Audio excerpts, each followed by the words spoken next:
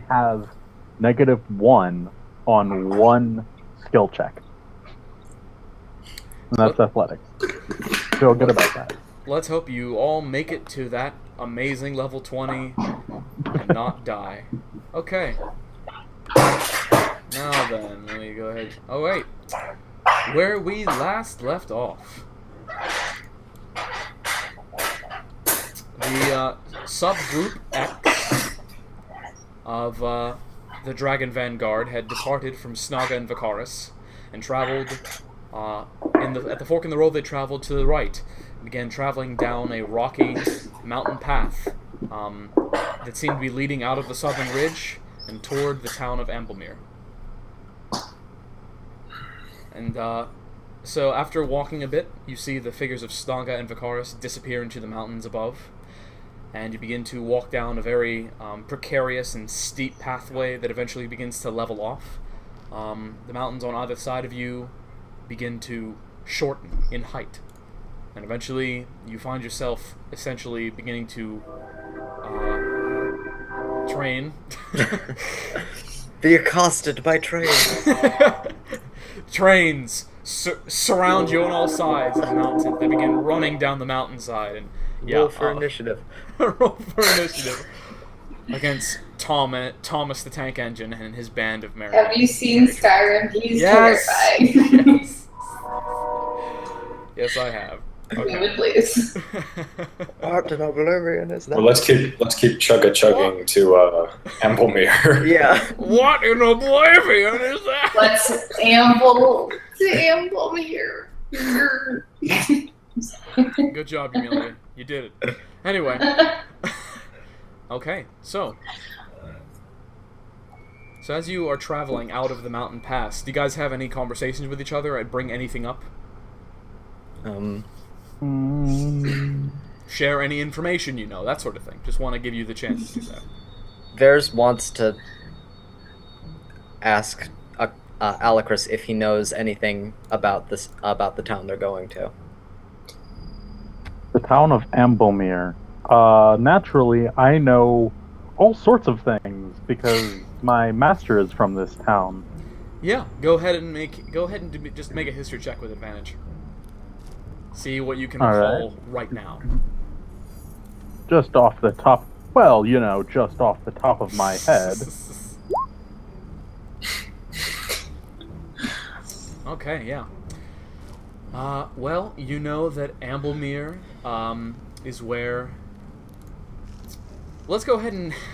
This is awkward. Let's go ahead and name your master.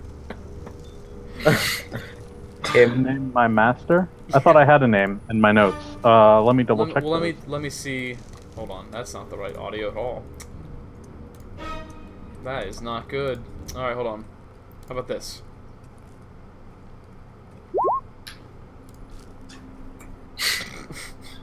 Excuse me, Timothy is the name of your skull, sir. No, Timothy is the name of Traeus's mask. There we go. Thank you. Come on, get it right.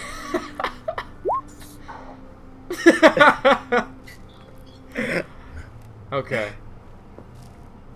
Let's see. Right, Let me see if you have it, because that's the thing, Sam. I'm not sure I ever actually got down your friggin'. No, I never took down your bio. Do you happen to have it somewhere? I think I came up with it probably like 3 months ago. You did. No, it was more like 5 at this point. Like we were like planning Something like this. that. It was insane. So. I am scrolling through a giant list of potential fantasy names for wizards. Thank you. Let's just do that. These are all look stupid. How about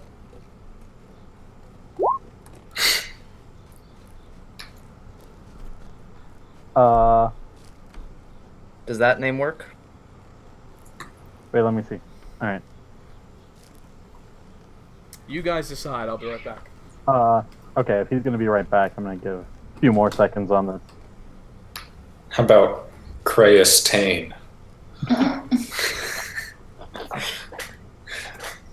If he was here right now. Plot twist.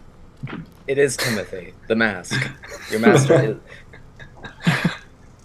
Oh my gosh, on this list is the Great Wizard.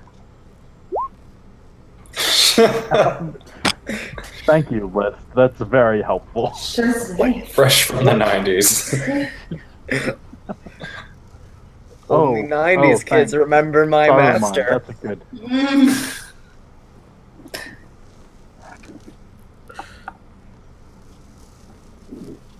Alright, if he comes back and I haven't found something better on this giant list, we'll You're go gonna with go with yours.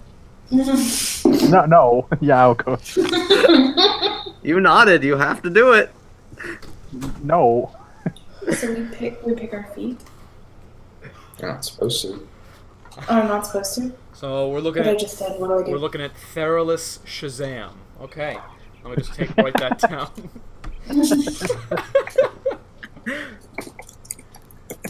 Sam is he's just working with the best list. Evidently. Oh, Merlin, that's a good one. I'll go with Merlin. You I were turned- studying under Marlin. I trained under Merlin. No relation. No relation. What if you just forget his name right now? It was no. That would be I very. forget his name right now. Alright, we'll go with Theralus. Theralus. I'll add that to my notes, so I, Yeah, we'll look up that bio you wrote someday. Anyway. It's a good name. It's a good name. Okay, so indeed. alright, so Alucris informs you all that naturally Amblemere, the town where his master grew up, you don't know too terribly much about it, Alucris, because you spent more time talking, worrying about your studies than the hometown of your master. But you learned a few things over the years. First and foremost, Amblemere is where your master was first inspired as a child to begin studying the arcane. Amblemere is a very famous place for magic, with a lot of support in the community for the study and for its study, its practice, its the furthering of arcane study. And you've heard that there's apparently, you remember once hearing something about a really cool, like really renowned magic shop. Apparently a great place to purchase magic items. Ooh. Besides that, it's just kind of a naturally pretty well-sized town, much bigger than Lamwell, but not quite as big as a city. That's about all you can recall at this moment. Okay. So I relay this to the party. You got it. They like magic. There's a fancy magic shop. Alright. More importantly, I would say you never heard anything about any kind of affliction or any kind of Okay. problem. That never This came is up. new to my ears. Yeah. Hmm. Okay. So, Well, it sounds like a very fun place. Ignore this, guys, real quick. Okay. We're just testing the macro. okay, let's go ahead and pull this. Give me a second, I'm pulling over the. Glad that wasn't a. Bada bing, No. bada boom, swag. Okay. But it only does 2d4 damage. So Okay. like that's not that much below average. So, eventually, you all you continue to see the mountains subside and give way to a rolling valley filled with patches of trees and great green rolling hills. As you're walking, though, eventually, the air turns foul. And what was once very crisp mountain air that you were breathing in and enjoying begins to smell increasingly horrible. An acrid stench just fills the air, and eventually, as you make your way up over one last kind of solid hill of this mountain ridge, you can see before you, expanding into the distance, a large swamp. Hmm. Between us and like this is before Amblemere is in sight, even. Correct. We're still a long ways off. Okay. Huh. As you get to this, by the way, the sun is setting, and so you will need to soon Roll for initiative. you need to soon find shelter for the night. But yes, you get to a point you can see the swamp expanding before you, and in the dark orange light that is now pervading the skies, the sun sets sets behind the mountains. Hold on, no, technically yes, as the sun sets behind the mountains that you have just exited. You can kind of wager perhaps the stench is coming from here. And you want Why to don't go we- through the... Why don't we rest before we go through the swamp? Probably a good Sure, idea. We should set up camp for the night. Okay. Who is keeping watch? A dark vision. As we're setting up camp, I would like to cast Detect Magic as a ritual spell on the surrounding area. Sure. Can you throw that up for me?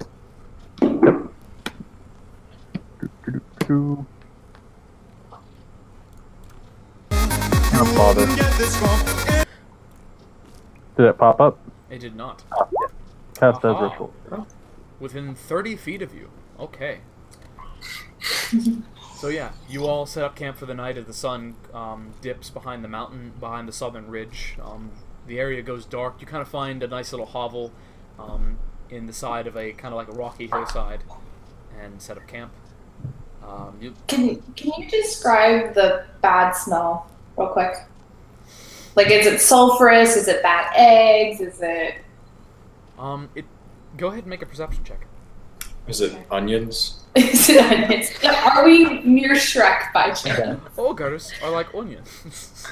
Devin needs you to make a perception check so he can real quick look what bad smelling swamps smell like. It's really difficult to tell from this distance. Okay. It's like it just strikes a bell for you. Like you can tell you've smelled this kind of stench, this foul odor before, Yeah.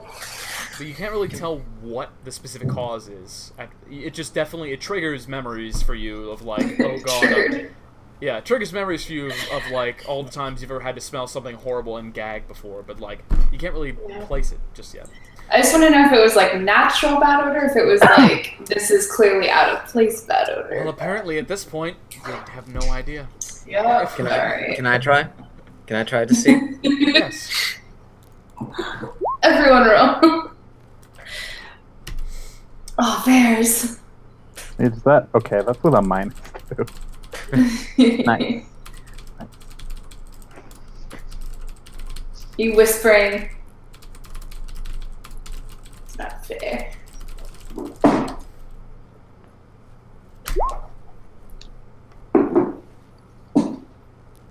Anyway, Sam, Alicris, you cast the ritual. The Okay. ground within 30 Right on the edge of the swamp, by the way. You're Yeah. not. You want to walk up to the edge of the swamp because you're not quite on the edge of the swamp. You're a distance away from it. Oh, okay. Is it like just like a dirt path down close? Yeah, like you're currently kind of like on a hillside that leads a couple 100 feet away. Is the start of the swamp. Okay. I would like to approach near the swamp Okay. to do that.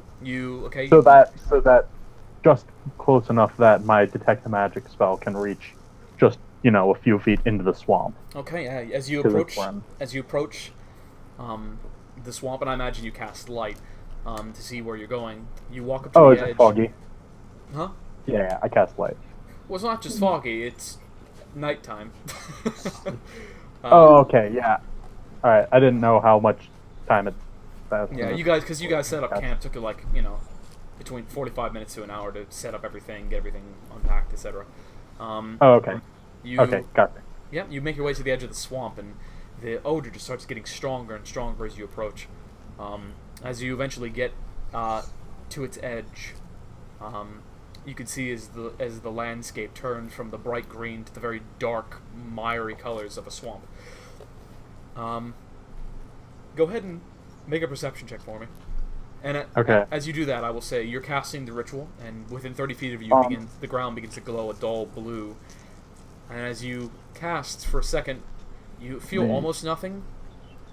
There is just a hair, just a sliver of arcane. Oops, not. So go that to the would first roll. actually be a 6. Okay. Let me take the Anyway. advantage off.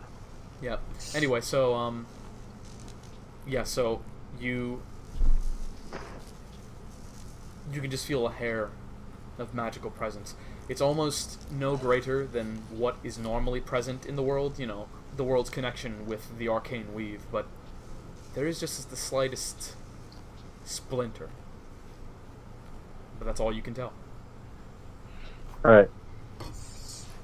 And a reminder, it doesn't. I don't make it glow blue unless I use an action to do that.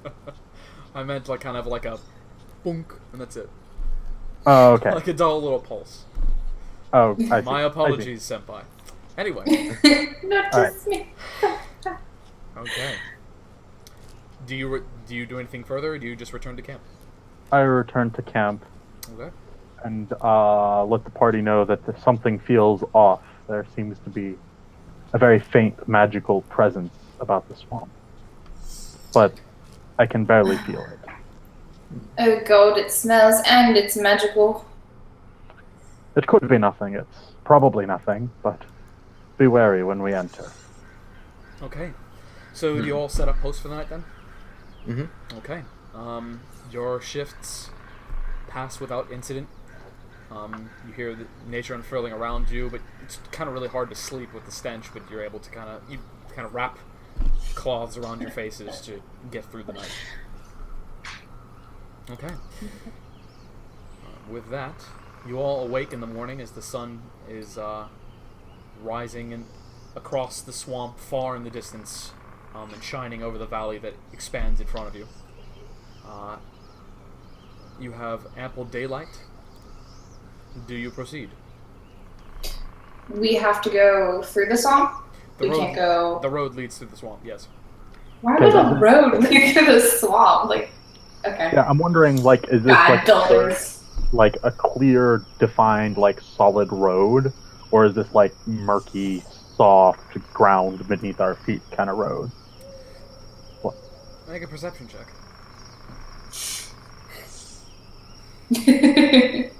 All right.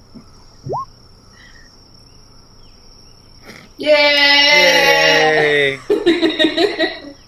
So, okay, so because you inspected the swamp earlier, at the cusp of the evening yesterday, you're getting familiar with the terrain, and from what you can, so now that you're approaching the swamp, first you can see that there's a pretty defined road. You can tell it starts getting pretty mucky and muddy, but you can tell that this road exists for a reason. Like it's a continuation of the road you have been traveling. The swamp expands on each side so far that you can't even see where it ends. So you figure this is probably like the most direct route to go. Okay. And now that you've been able to inspect a bit further, you're beginning to understand... Hold on, that's not right. Stop it! Anyway, you're beginning to understand maybe why this swamp exists. As you get ready to enter the edge of the swamp, you kind of look back and you notice that the mountain range is a straight drop from where you've been walking. So and as you look around, you actually see there are numerous streams and small rivers flowing off of the mountain far away from you, like several hundred feet, but they're flowing into this area. And so it occurs to you that this swamp might exist because it's effectively downstream of a giant incline. Okay. So this is the pool at which all of these, which this water settles, becomes stagnant. There you go. So there's no like gross I don't even know what to call it, like steam, not steam, but like the murky, yeah. Oh yeah, it's there. Oh yeah, you can see it from here. You can see it rising. I'm wondering. Go ahead. I'm wondering what our visibility is like. So. Yeah, like how far can we see? That's a good Yeah, question. how thick is the With fog? fog and steam coming up, can we There's a pretty solid fog in steam, but it is early in the day. The sun has started dissipating the dewy fog of the evening, and so you can see pretty far into the swamp, but the denseness of the dark wooded, dark green trees begins to obstruct your viewpoint, and they're just kind of like plumes of fog and maybe even stench that you can see in the distance. You see various creatures skittering across the floor of it and up in the trees. And you see pools of murky, like, absolutely opaque water just spread throughout, with multiple patches of foliage growing out of the water beneath. Vez, I dare you to touch it.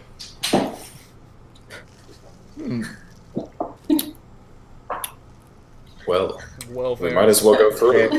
Well. Dare you to drink it. Sorry, didn't mean to click on that. Alright, Varys, you stick your finger in it. Mhm. Feels goopy. I wipe it off All on right, my Vez, tree. let's go. Are we going to be able to forage for anything in here? In the I swamp? would not recommend that.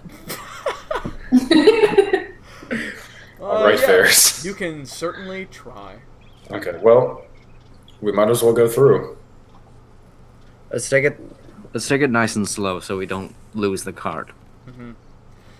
Okay, as you begin to you enter the cusp of the swamp and begin to travel along this kind of like, pretty well defined but clearly being eroded over time road. The wheels of the cart. Go round. The moment I said that, the wheels of the cart. Oh man! So the wheels of the cart do go round and round a little less easily. As you begin to take it on this road, it's soft earth, and so it takes a bit more effort to pull. Whereas you actually begin to struggle with it by yourself. Trius, help me out here. Yeah. Trace is like, fine. And he comes over and he heaves up one side, you heave up the other, and you begin to get it moving along again. Still pretty strenuous work, but nothing you're not used to. You begin to. We really should have bought an ox. Yeah, you really should have. Anyway, Oops. okay. So you begin to travel through the swamp. You keep looking around. You see again plumes of just vapor in the air, and the stench is just getting exceedingly worse. In fact, you're not feeling so good as you take in a few breaths of it. I need everyone to make a Constitution check. Oh no. Hooray, advantage. Would this be a check or a saving throw? Oh yeah, it would. It doesn't. Oh, you know what? If you have a higher saving throw than you do a, if you have a higher saving throw than you do a check, tell me the difference and I'll add it to the number you got. I think the only difference is if you have proficiency, then you. So only if you have proficiency. But for the sake of it, doesn't matter. You feel your morning rations begin to rise up in your stomach, but you're able to keep it together, and you begin to wrap clothing around your faces again to try to ward off the stench as you continue into it. Theirs is fine. Okay. Everyone make yeah, there's you're like anyway. Everyone make perception checks for me. Why today? Why? Yeah, that's fine. So much perception. So Alucris and Vares, what you notice, and you probably point out to Volrum and Emilia, is you look around and you're starting to understand what's happening. Why the stench exists. As you begin to pay attention to the murky pools that make up the side, the expanse of the swamp, amidst the mud and the murky water and the makeshift road, you begin to see certain objects actually, every once in a while, bloop, bloop, just kind of rise to the surface. And you realize as you're looking, that's refuse. That's not normal, that's That's garbage. Oh god, it's a poopy swamp. And as you look around, you realize there is actually human garbage in this swamp. And as you start to look closer, what appeared to you at first, due to erosion, to be natural elements of the swamp, it's eroded garbage. Everywhere. So, we're standing in a landfill. This is foul. This is an abomination of the land. By the way, Okay. Vulgrim, did I ever make sure to discuss with you? Did we retcon your deity? And I told you the verb. You told me the name. That was it. The new name. Okay, yeah, that's fine. But I don't remember it. You were drunk? No, I don't remember it. Oh, I thought you said I was drunk. I don't remember No. it. That's what I meant. I just don't remember The it. usual Zach, It you was a long time ago. Here. Let me go ahead He was a different and, man back then. He was a different god, too. Hold on, give me a second. Let me look that up. Okay, here, I'm messaging it to you now, which one you follow. Okay. Oscar, god of the trees. So Alright, cool. do you think this trash is coming from Amblemere by chance, Sam? I mean, Alcris. Samocris. Simulcra. Would he know that or no? Well, Alicris? Maybe.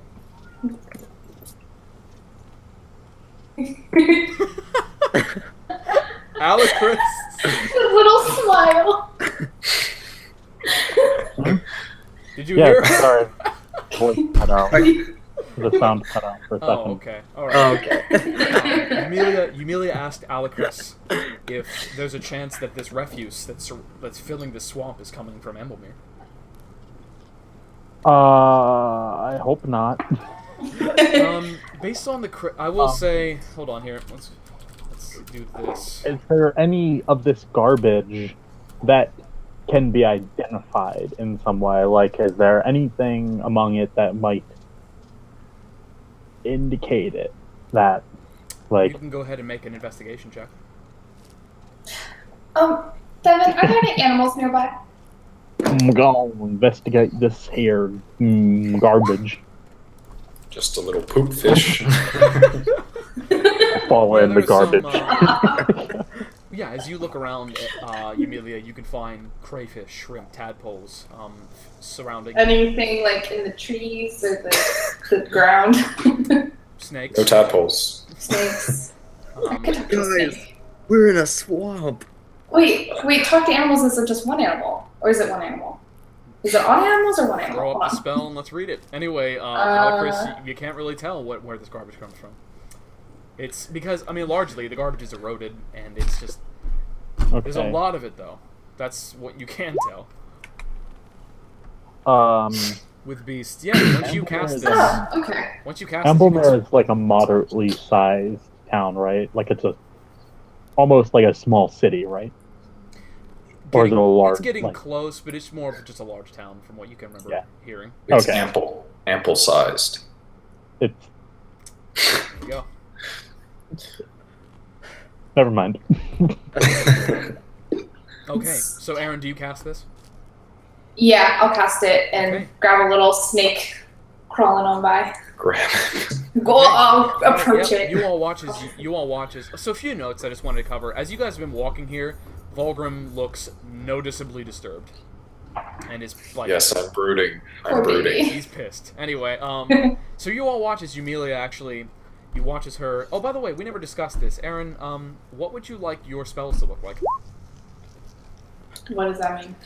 Tell me Like, what- like visually? Yeah, visually. Like a lot, Uh, people tend to choose what color their spells look like when they cast them, that sort of thing. Oh, I like purple. That'll be fun. You got it. All right. Yeah. So you all watch. You all watch as Yumilia, her left hand, Yes, actually, parsley.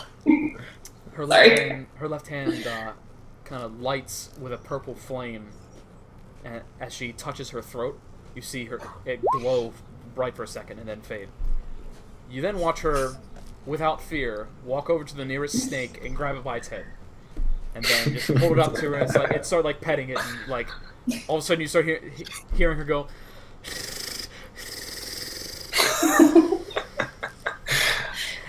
And like, this is totally normal. Don't worry. okay. You can understand them too. Okay, so what you're able to glean from the snake, because keep in mind, animals have low intelligence, and so it's difficult. You do your best. They can only speak in extremely simple terms. I just gotta take a moment to share something. I just remember the one time I've ever seen someone speak with animals was in Critical Role, the show I watch. Yes. The bear. No, the party disguised themselves as cows because cows were being taken away, and so they decided to disguise themselves as bait so they could maybe get taken to its lap. And they didn't know what was they were told it was a massive bird. So they cast a level 6 spell that makes them all look like cows for like an hour, or like anything for an hour, and they all chose cows, and so they're all like walking around like cows. And then the druid casts Speak with Animals and starts talking to the really terrified cows that are all huddled under a roof. And the cows are like, "What do you want? Why are you standing out there? You're in danger. You're gonna get grabbed." And the person goes like, "When?" And the druid asks, when do you all normally get taken? Like, about what time do you get grabbed?" And then the cow goes, "The dark time?" Like the DM was speaking like perfect cow intelligence. I love that guy. Amazing. Oh my god. Good show. I watched all of it. But, Shut up, Aaron. Okay, so anyway, so you begin speaking with Snake, and you start getting a few simple ideas as it hisses in your face. It's like, so what do you ask it? Oh, have you by chance seen the source of where this garbage is coming from? It like you're getting a few jumbled ideas, like cause when you say garbage, you get thoughts like obstacle, obstruction, thing to climb on, all these other random ideas. But then you do, as you say this, hear a thought: rivers, streams. Water. The bad smells. Where's the bad smell coming from? You're asking a snake about a bad smell. I know, they smell, right? No, they don't. They don't? With their tongue? They like taste I mean, the they air. can smell, but they're probably not going to be disturbed by it at all. Okay. Can we just take a moment? Aaron, where do you think the bad smell's coming from? I think it's from Amblemere, but I just wanted to confirm. Oh, I mean, you're standing in the midst of a swamp. Full Well, of yeah, birds. but I want to know if, like, maybe the snake has been outside of the swamp and he's seen. Have you seen people putting things in the swamp? Big creatures. A few confused thoughts go through its head until you kind of get a general, no people. No people. Okay. Should ask it if there's anything dangerous in this swamp. Oh, yeah. Have you seen anything? Well, the snake wouldn't consider it dangerous, probably. Anything that eats snakes? No. Anything that Do you ask that it would that? attack. Would the snake know anything about magic if I ask it about magic? No, I'm asking, do you ask it if there's anything that eats snakes, or are you just going to skip that question and ask it about I'm magic? skipping that. Okay. What? Do you know about anything magical in this swamp? What's magic? Yep. Okay, that's what I thought. Can I eat that? Any very, very large creatures, bad, mean, eat snakes. You hear a what if, because you're speaking with it, you can hear of extremely worried, and yes, resounds in your head. Okay. Be free, little snake. You let it go, and it scurries off into the water. Okay. So, Typically rain. there is something very bad in the swamp. Might eat snakes. Now go. Does it? Everyone, go ahead and make an intelligence check. My favorite. Intelligence check, huh? I'm good at those. Are you? Oh, I mean, it's not a very difficult Be check. As smart. Emilia says, there's something very bad in the swamp that eats snakes. It occurs to you, it could be a badger. God damn it! You're right. It could be a honey badger. It could be. I don't know. Honey badgers have a really high AC. I don't want to have to deal with that. Oh yeah, they have an AC of 30, and they kill you. They can use the power word kill spell. Anyway. Oh. Okay. So, what do you guys do? Do you guys proceed? Let's go. Let's get out of here. I think we should turn back. Let's go. This is the only road. You're not carrying the coffin. Let's go left. Straight into the murky depths. No, okay, so yeah, Varys and Trace heave up the cart again and begin to travel. Yeah, I mean, we're already halfway through. Or how far would you say that we're in to the swamp? Would you like to make a perception check? Yes, I would. Okay. Perception Well, how checks far out in the have we wazoo. gone by this point? By this point, after you stopped speaking with snakes and continue, you've traveled about 2 hours. Okay. But it's a slogging kind of journey because you have a cart, so you're Yeah. kind of heaving it along. And it's kind of you wager you're getting into the thick of it now. The stench has definitely grown more powerful. We're probably halfway through at least, so we can just keep on moseying through. Yeah. Keep on moving along. Okay. You guys continue to heave the cart through, and you all it's not particularly humid in the swamp, but it is very the air does feel very wet, just kind of due to the natural evaporation of the water. You just continue on, still trying to. Oh God, Constitution save. everyone. Yep. As you pass by a particularly terrible patch. Okay. Yep, you're able to. You're able to keep it down. All right. By this point, it's about midday. You're all traveling. Let me see here. Okay, so Volgrim, Varys, and Emilia, you all hear the following sound.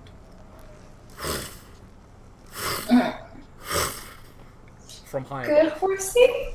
From high above. I hear a large flapping. There's- Bird? there's- Can I look up? I look around. You look up. Bears draws his weapons and readies himself.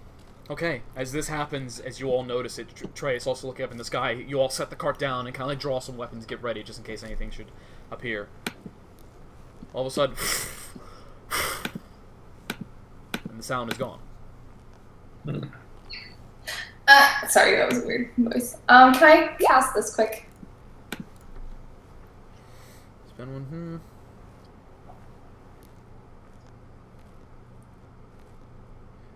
Yes. Now, you had to choose one of these. No, weather the following. Whether they're following. Really? The following type. That's really broken. Yeah. Okay, that's fine. Go ahead. Yeah. It's It not- is a little broken, but it's a spell slot, so you know. Oh, it is? Okay, that makes a lot more sense. Yeah, it's a okay. spell. Okay, you're gonna cast that then. Yes, please. Okay, you all watch as Emilia's form glows a very, faint purple, kind of, shade around her entire body as she kind of, crouches to the ground and just seems to focus and meditate for a second. Within 6 miles... 6 miles in favored terrain, which I'm not, so only 1 mile. Okay. You sense none of those creatures. Oh, hold on. Wait a minute. You sense... One second. You sense one.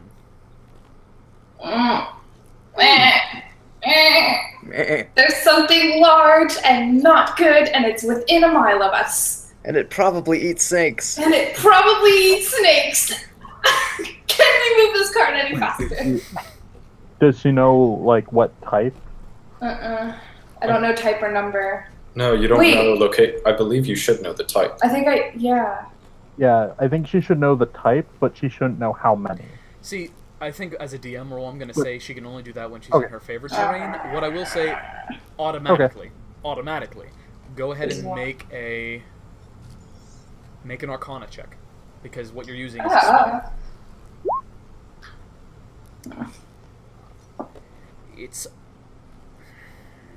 You can narrow it down to it's something. It's either a dragon, an elemental, or an aberration. You can tell it's just something that has. None of those things are great. Something very supernatural. Okay. That's all you can narrow it down to, though. Okay, well, it's either something bad or something very, very bad, so... Great. I cry. So as you're all listening to Amelia's kind of like diagnosis of the situation, the hairs on your back suddenly prick up as you realize there's kind of a presence near you, just kind of a natural awareness. All of a sudden, you look around just in time to hear, once again, but this time accompanied by a terrifying screech, as a large winged creature immediately, you look behind you, it is 10 feet behind you, and you all look just in time to watch it fly. It's 10 feet behind us? As you look, you realize it's That's 10 very feet behind close. you, and you watch as two large talons come flying forward, grab Atreus by the shoulders, and you all watch his surprised expression as he is immediately lifted up, and you watch as a large winged Do I get an feathered attack of creature- opportunity? Feathered? Go ahead. You said feathered? As a large winged feathered creature that doesn't look like a normal bird, that's all you can tell from here, screeches, grabs, and it flies off into the distance. As Trey's going, put me! And he grabbing his knife, he's starting to swing at him, as you can see Atreus. him flying ahead. Trius. Atreus! Yeah, no, as you attempt to stab, but you actually leap up and fall on your face as the winged creature leaves your range and flies off into the distance.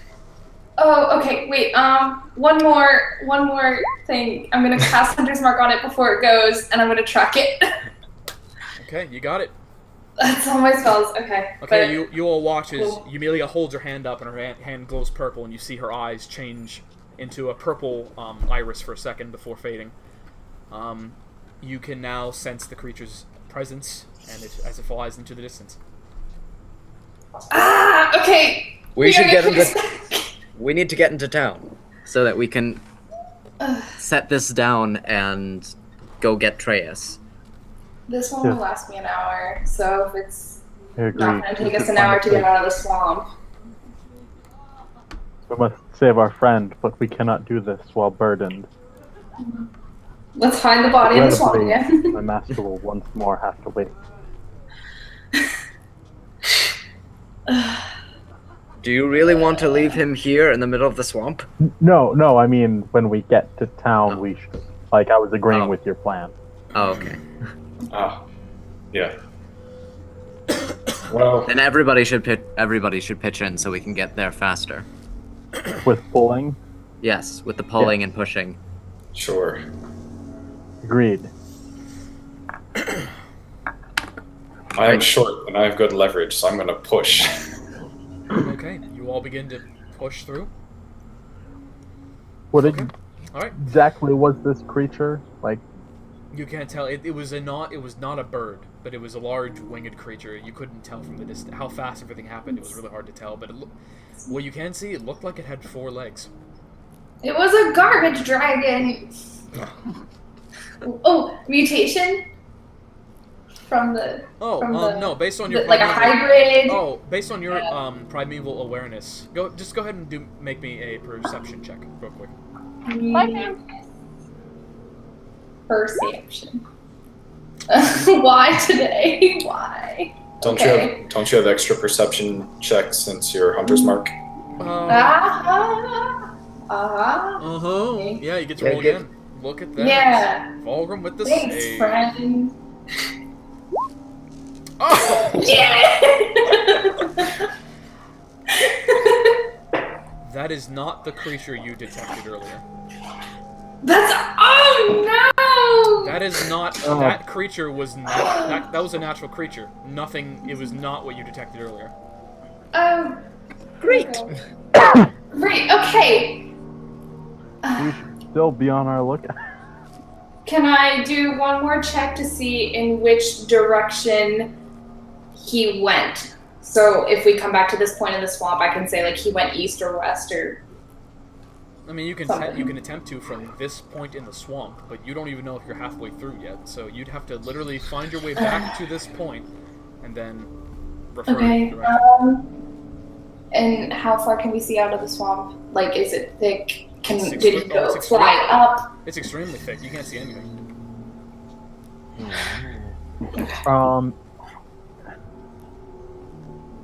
Okay. I cast light. Does that let us see anything? I did it again, didn't I? You have to yell on the abyssal tongue too. No, I don't yell out in the abyssal tongue. No, you cast light. What? He said, It's cheering us up. It's okay. he said it's foggy. Perhaps the light can cut through the fog. Dude, there's no. Okay, it's Cast not. dancing I'm lights. sorry. Apparently, I haven't explained. You're in a swamp that has trees, like trees, and in the distance, thick plumes of fog. But it's like the denseness of the foliage of the swamp that stops you from seeing out of it. It's like standing in the middle of a forest and saying, "Can I see through the forest?" Oh, okay. Alright. Jeez. Jeez. Okay, stop. Okay. Okay, so, alright. I was like, "What?" The setting. You all see Alacris currently casting light from his floating arcane focus and just waving it around in broad daylight. Where's Treus? Where's Treus? Never mind. Okay. Never mind. Alright, Can I I've make? interpreted the scene, alright? Sorry, I just thought everyone had an agreed upon understanding that swamps have trees and you can't see through thick tree lines. My bad. Alright. Well, maybe if you flew very, very high. I don't know. Okay. Can I make Alright. any type of like survival check that would allow me to track it later? Like maybe where he was going, or Hunter's Mark allows you to know where that creature is. Okay. Okay. Within a Okay. certain like number of miles. okay. So I can check where he is right now. Yeah, you can feel where he is. Now you know the direction he's in, consequently, but that's it. Like you can't tell anything else about him. You know that if you wanted to right now, you could walk in the direction of that creature. Okay, you're all currently pushing the cart. Mhm. Okay, you're traveling through the swamp. Sure. Okay. After you travel up for another hour through the swamp. And Jamelia, you feel your mark fade. But at this point where you are, you can feel it's based on, like, you look up at the sun, you can tell directions. It is north. North. Okay. And we're traveling pretty much east, right? Okay. Okay. Okay, so from where you're standing on the path, it's to your left. But then you make note of that as the arcane mark fades. Cool. Okay. Alacris, are you detecting any more arcane energy? I mean, I would have to cast the spell, and so we'd have to sit around for me to cast it over 10 minutes. If we're taking a 10-minute, I think we should stand keep in the moving. forest, stand in the swamp, and do nothing while I cast Detect Magic You break. could hop on the cart. What? What? You could hop on the cart and we could pull you. While I sit and cast. Yes.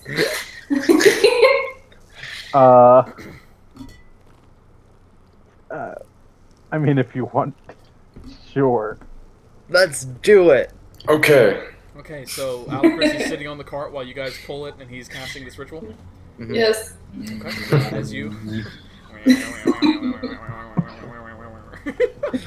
Yeah. Okay. Yeah. You guys all pull the cart along the soft, muddy road as Alicris is currently conducting the ritual. After 10 minutes, Alicris, the magic presence is a little bit stronger. It's a little bit stronger, guys. There's magic afoot. Alright. Magic! Magic! Okay. So after traveling for another hour, you begin to actually see in the distance the cusp of the swamp. It's ending. Or it's It is. really dark. It is. Now, it occurs to you.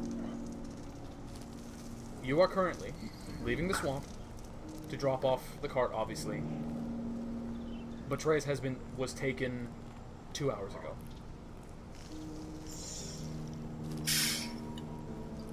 We can't fly. No, but We can you, try. You don't. Yeah, you cannot. Yes, yeah, you cannot fly, but you do know the direction in which it traveled, because of Eumelia. I still think we need. What probably happened is it probably took him to its nest in the mountains. I agree. He's a capable rogue. I assume. I mean, he might just be a baker, but I think we should take this. It's gonna be like coffin. you left me to die. I think we should take this coffin so we can be more motile before we do anything. You hear Volgrim use a word you've never heard before, and you assume he means mobile. Motile. It's so we can cover You figure it must be motiles. Dwarvish. Anyway. Dwarvish. Motif. Okay, so you all continue out of the swamp? Yes. Okay. That is my vote. Yeah. Like, I'm not leaving my master's body here in the swamp. And like, what's the alternative? Take a dip in the swamp?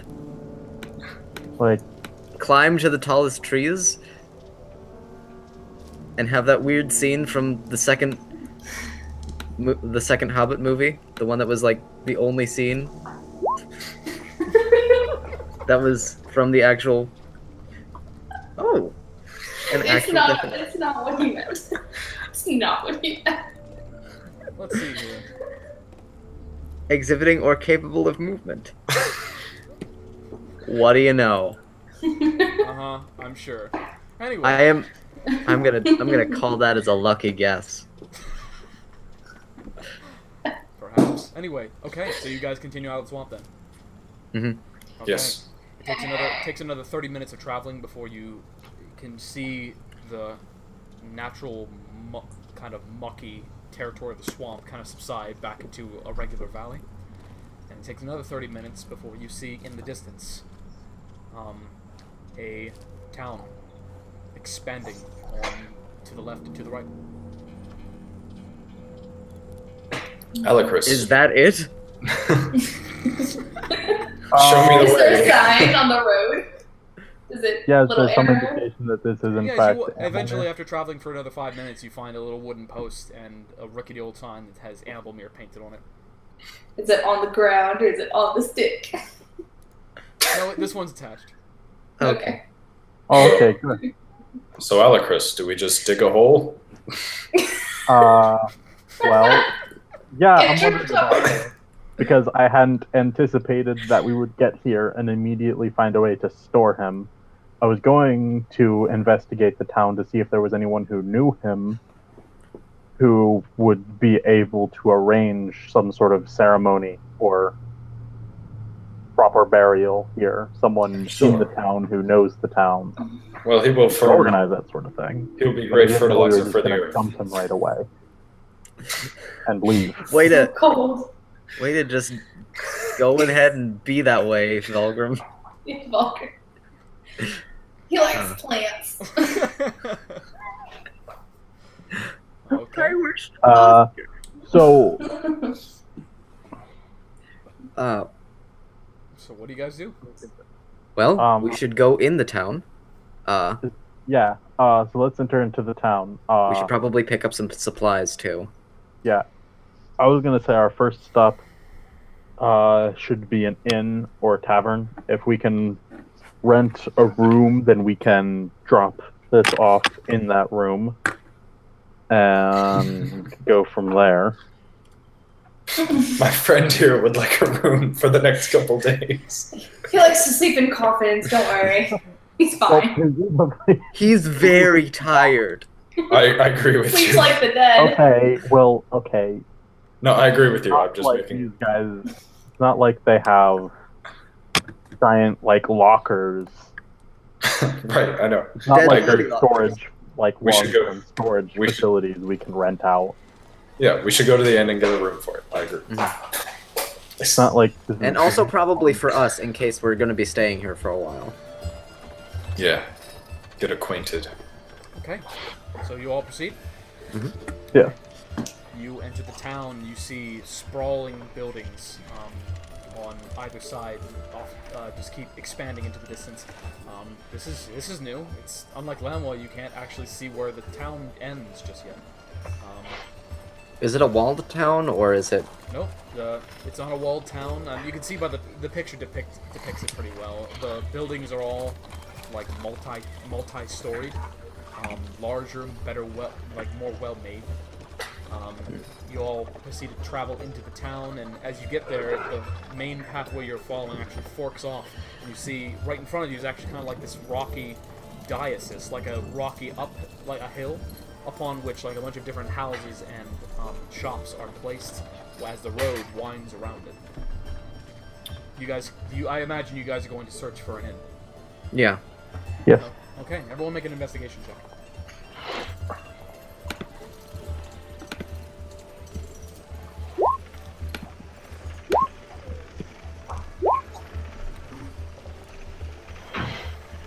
Okay, yeah. It takes a few moments of asking around, but eventually you're directed. But on the farther side of the town, you begin to travel through. You notice the town is like very bustling, with at least 4 times the number of people you would ever see on a daily basis in Lamla. You begin traveling. You pass by numerous mercantile areas and numerous friendly streets where people are socializing, where people seem to live. You get word that you're looking for a place called Hallison's Inn. Eventually you find it. It's very large building made of white and black wood, with 2 stories, and just for frame of reference, it's probably double the size of the Sleeping Lamb. So, do you walk inside? Yeah? Okay. The cart won't fit through the door. I'll stand outside with the cart, it's fine. Okay, Emilia stands outside with the cart, and you all proceed inward. Bears goes in, door kicking down. Do you kick down the door? Not like literally, but like kicking it open. Okay. But do you attempt to kick it open? No. But, would Bears. Yes, Bears would. Okay, I need you to make a strength check. There's, you're already making enemies. Enemies. Kicking a door down? Okay. Kicking a door open. Okay. You lift up your foot and send it slamming into the doorknob. And as you feel the door break and crack open and fling open and like loosely hang there to curse you, perhaps this door was a pull door. With this, you see inside, all of a sudden you see behind a desk, you have entered a very, very small room. You see behind the desk a young man in his 20s with bushy curly red hair and freckles look up and goes, "What? I'll take What? a beer, please." What did? There's, we don't have time for alcohol! Why did you do that? He means no harm. But my door." I'm so sorry, he was never trained in proper manners. I know somebody who makes doors. I'll tell you about him later. Like stone? Lodo. I have to insist. I have to insist you're gonna pay for that door. Okay. Oh, Bears gonna be puts such a down draft now. Bears You- puts down 20 gold pieces. What? For a door? Thanks, I guess. And you all notice he's a very scrawny, like, he looks like a teenager, even though you can tell he's got, like, too much age to him to be that way. He's just a very, very lithe person. Okay, so, besides breaking my door, what do you want? Rooms, please. Fine. Good. He pulls out a book and begins to... Names, please. Bears! Halfling barbarian! You all hear Vera just shout this in the middle of this room and just kind of like see him like get fronted back for saying with a V, and he just kind of writes that down.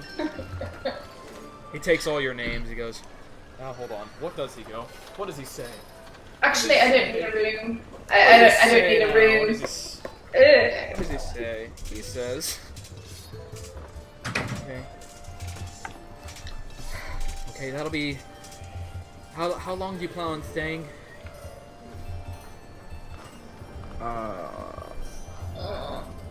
I would suggest a week at least. That would. Do we need to And pay for the turning rooms if we're not going the to be party, I there? would say that would give us at least that we will be here at least a week after we search for Treyas and investigate the dealings of this town. You don't have to pay in advance, but by doing so, you guarantee the room won't be taken up. So it depends on how long you plan on staying. How about a discount for paying in advance? I mean, that's never really been our policy. Discount? It would, if you wanted a week, like your friend said, it would be 14 gold pieces. For one room, No, 14 gold pieces. Yes, 14 for each. per room, or per person. Per person, right? For a room for each Wanna person, snuggle up it costs with bears? 14 gold for each of you. Oh, Discount? So that's 14 I don't know total, right? how large your rooms are. would you like to I see couldn't. one? I don't need a What? room again. Would you like to see a room if you're so concerned about the size? I just Sure, want to I'll know get the door. These are No! like No! You just Like- stay here. If your friends want to see a room, I'll show them one. I don't What's need to gonna see be? a room. I just want to know whether are we like buying? Are these 4 single rooms that we're buying, or is it like is it one big room with 4 beds that we're paying 14 gold total for? Okay, we have singles and we have doubles. Okay, you can buy a single room. That's 2 gold pieces per day for a week. That's 14. I'll take a single, please. Okay, that's great. That's great. Okay. All Why are right. you paying now? You're not even going to be here. We're just paying up front. We- Okay, we will takes I'll 14 bunk with Alicrus. All right. How much is the double room per night? Same cost as a single. So for a week, it'll be 14 gold pieces between the two of them. Well, we could save some gold by sharing a room there. Aye. I think that's a Just great idea. get 2 doubles and then Treyas can share with you when he gets back. Trace That's a can good share idea. That with- sounds like a Oh, I understand. I'm- I got it. One of the Valgrim. guys. Valgrim. Okay, you want 2? So wait, who else? 2 doubles, 2 doubles. Sure, put me in a double. Don't worry about it. Don't worry about it. Just 2 doubles, please. And we'll be here in a week. Our I'd like a friend double. was taken by a So, giant bird. Amelia, you're not inside. I'm shouting. I'm shouting through the open door because it's broken. Now I'm confused. I don't understand. So where do you? Okay, so how many doubles and how many singles are we getting here? 2 doubles. 2 doubles. That's it. Okay, yeah. That's total. I need 28 gold from all. Just give it. They pay you. They just way too difficult. My God. Okay. What's your name?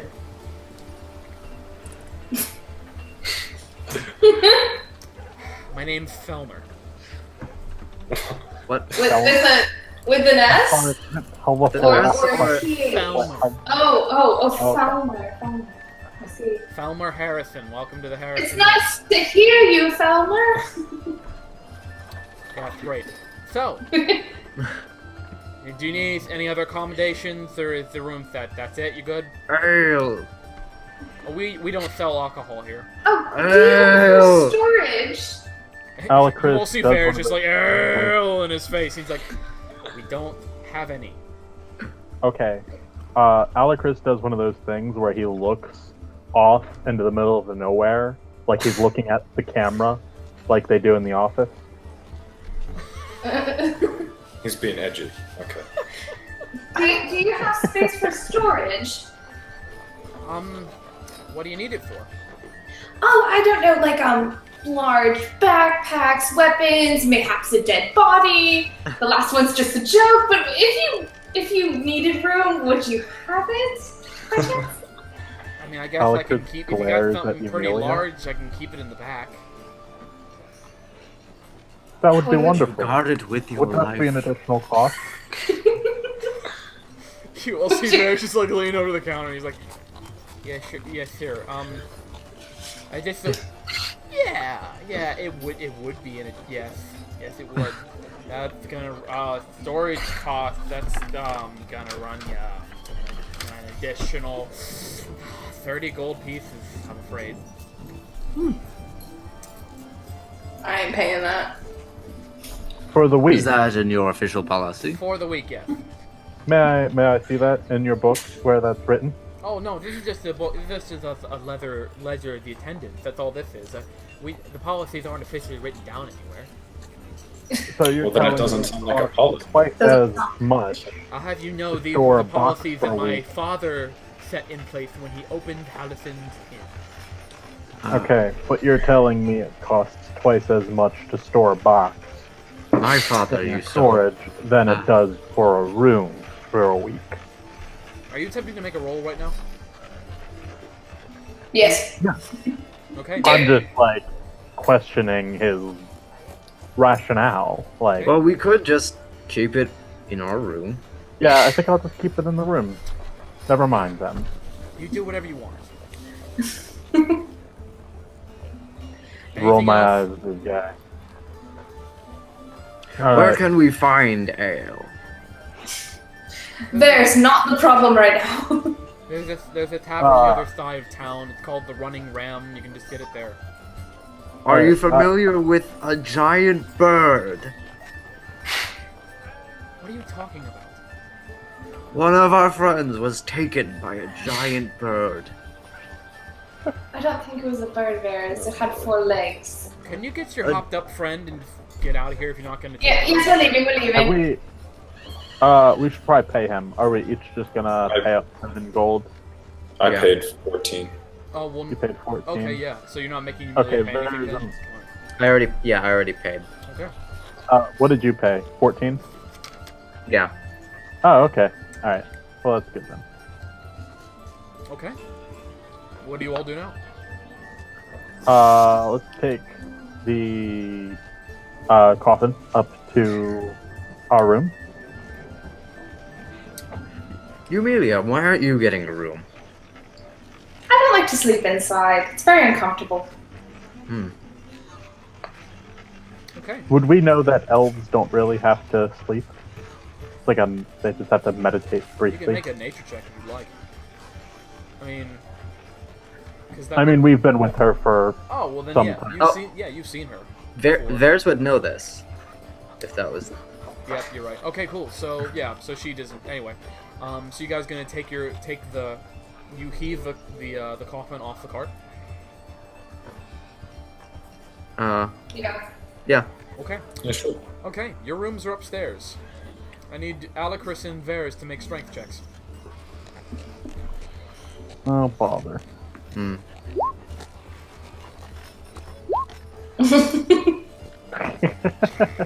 Yeah, I'll Varys. take it. Alacris, as you are taking the top of the coffin and you're attempting to heave For it up the you. stairs, all of a sudden you feel your muscles give way, your very unexercised, unpracticed muscles, and you feel your fingers slip off the coffin. And you're like, no! but all of a sudden you see the coffin hasn't dropped. You actually look under the coffin, you see Vares is currently heaving it on his back by himself up the stairs. Eventually he heaves it all the way up, spins it himself to slide it into the slim doorway, and sets it down with ease onto the floor. My father owned a lot of buildings. Did a lot of moving in my time. Very good, Vass. Very good. Okay.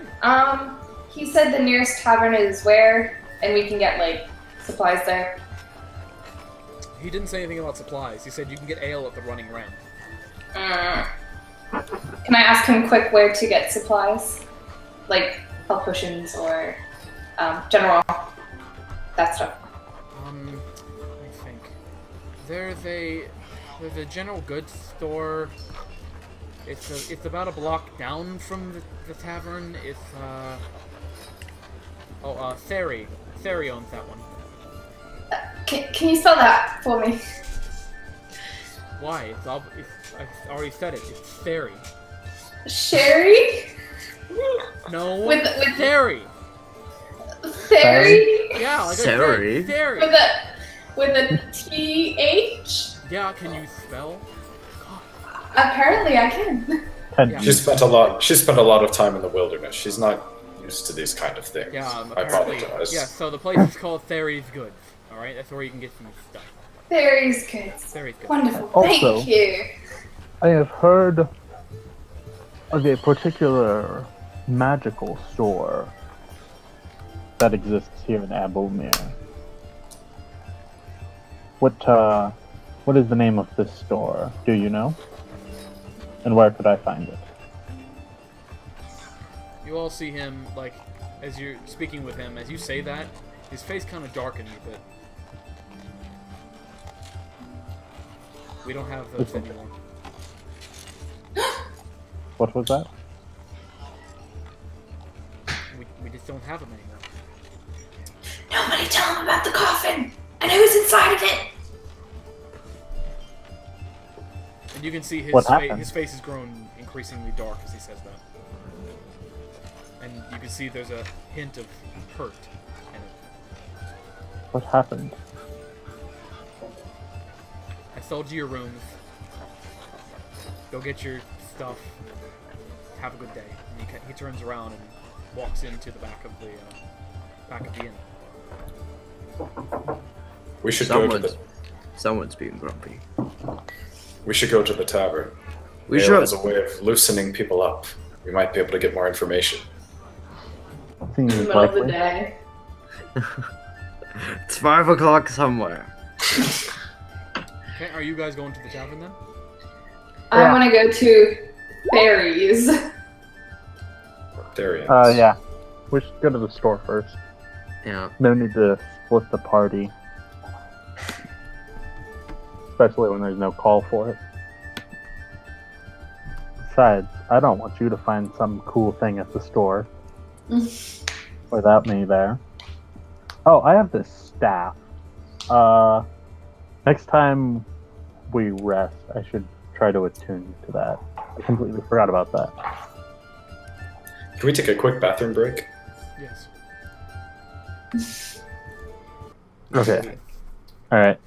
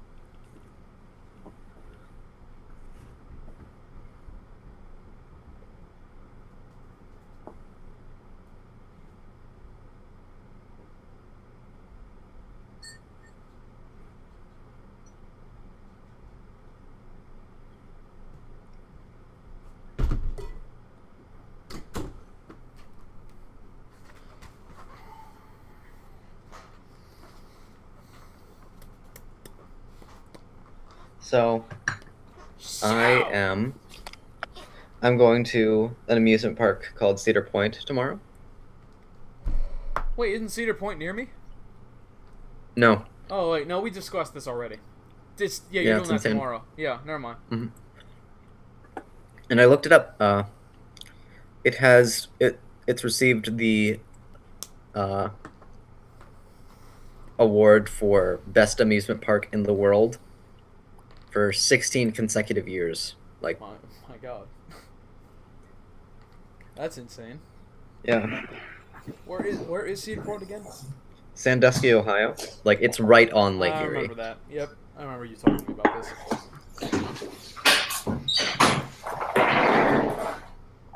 By the way, did anyone get my Vin Diesel joke before? I heard it. I didn't know what the hell you meant. Yeah, I didn't understand it. It's, Okay. There's a pretty popular oh, no, you unmuted. video So sneaky. on YouTube Which one? by Geek and Sundry Jeez. That's horse. Oh yeah, okay. I where haven't where watched. Vin Diesel joins them and plays D&D with them. Oh yeah, I love. Oh yeah, D&D Travel Diesel. through a D and Diesel. swamp. I watched it. Yeah, I D&D watched a Diesel. part of that. And they yeah. travel through a swamp. Oh, I didn't even know that. That's cool. Yeah. All right. So we're going through a swamp and suddenly Vin Diesel appears. Cool. Are you guys ready to continue? Mm-hmm. Okay, give me a second. Need to clear some chat out real fast. There we go. How many Twitch viewers are there? Like I one? don't know. I'm not watching. I can pretty much guarantee there's like 0. Makes sense. Like no one. It's just the Roll20 format just makes it impossible. No big deal. Maybe one day we'll be able to actually all get together. That'd be cool. Unlikely, but I'd love it. And then Hey, the holidays are coming up. Yeah. There we go. Well, yeah, but doesn't Jeff? Don't you live in like New York now? No, I live in Ohio. Oh, so Ohio. Angela. So Angela came with you to Ohio. Yes. I don't know. I didn't know where, because the wedding was in New York. So I don't know. The wedding was in New York, but my family lives in Ohio, and they're letting us live here for free. So Gotcha. Cool. All right. they also have a huge house. Nifty. All right. Okay. So we need to have a meta talk real fast because I think I've failed to convey something. Based on what has happened before in previous sessions. So when a player is absent, obviously I have very frequently come up with excuses for why they disappear.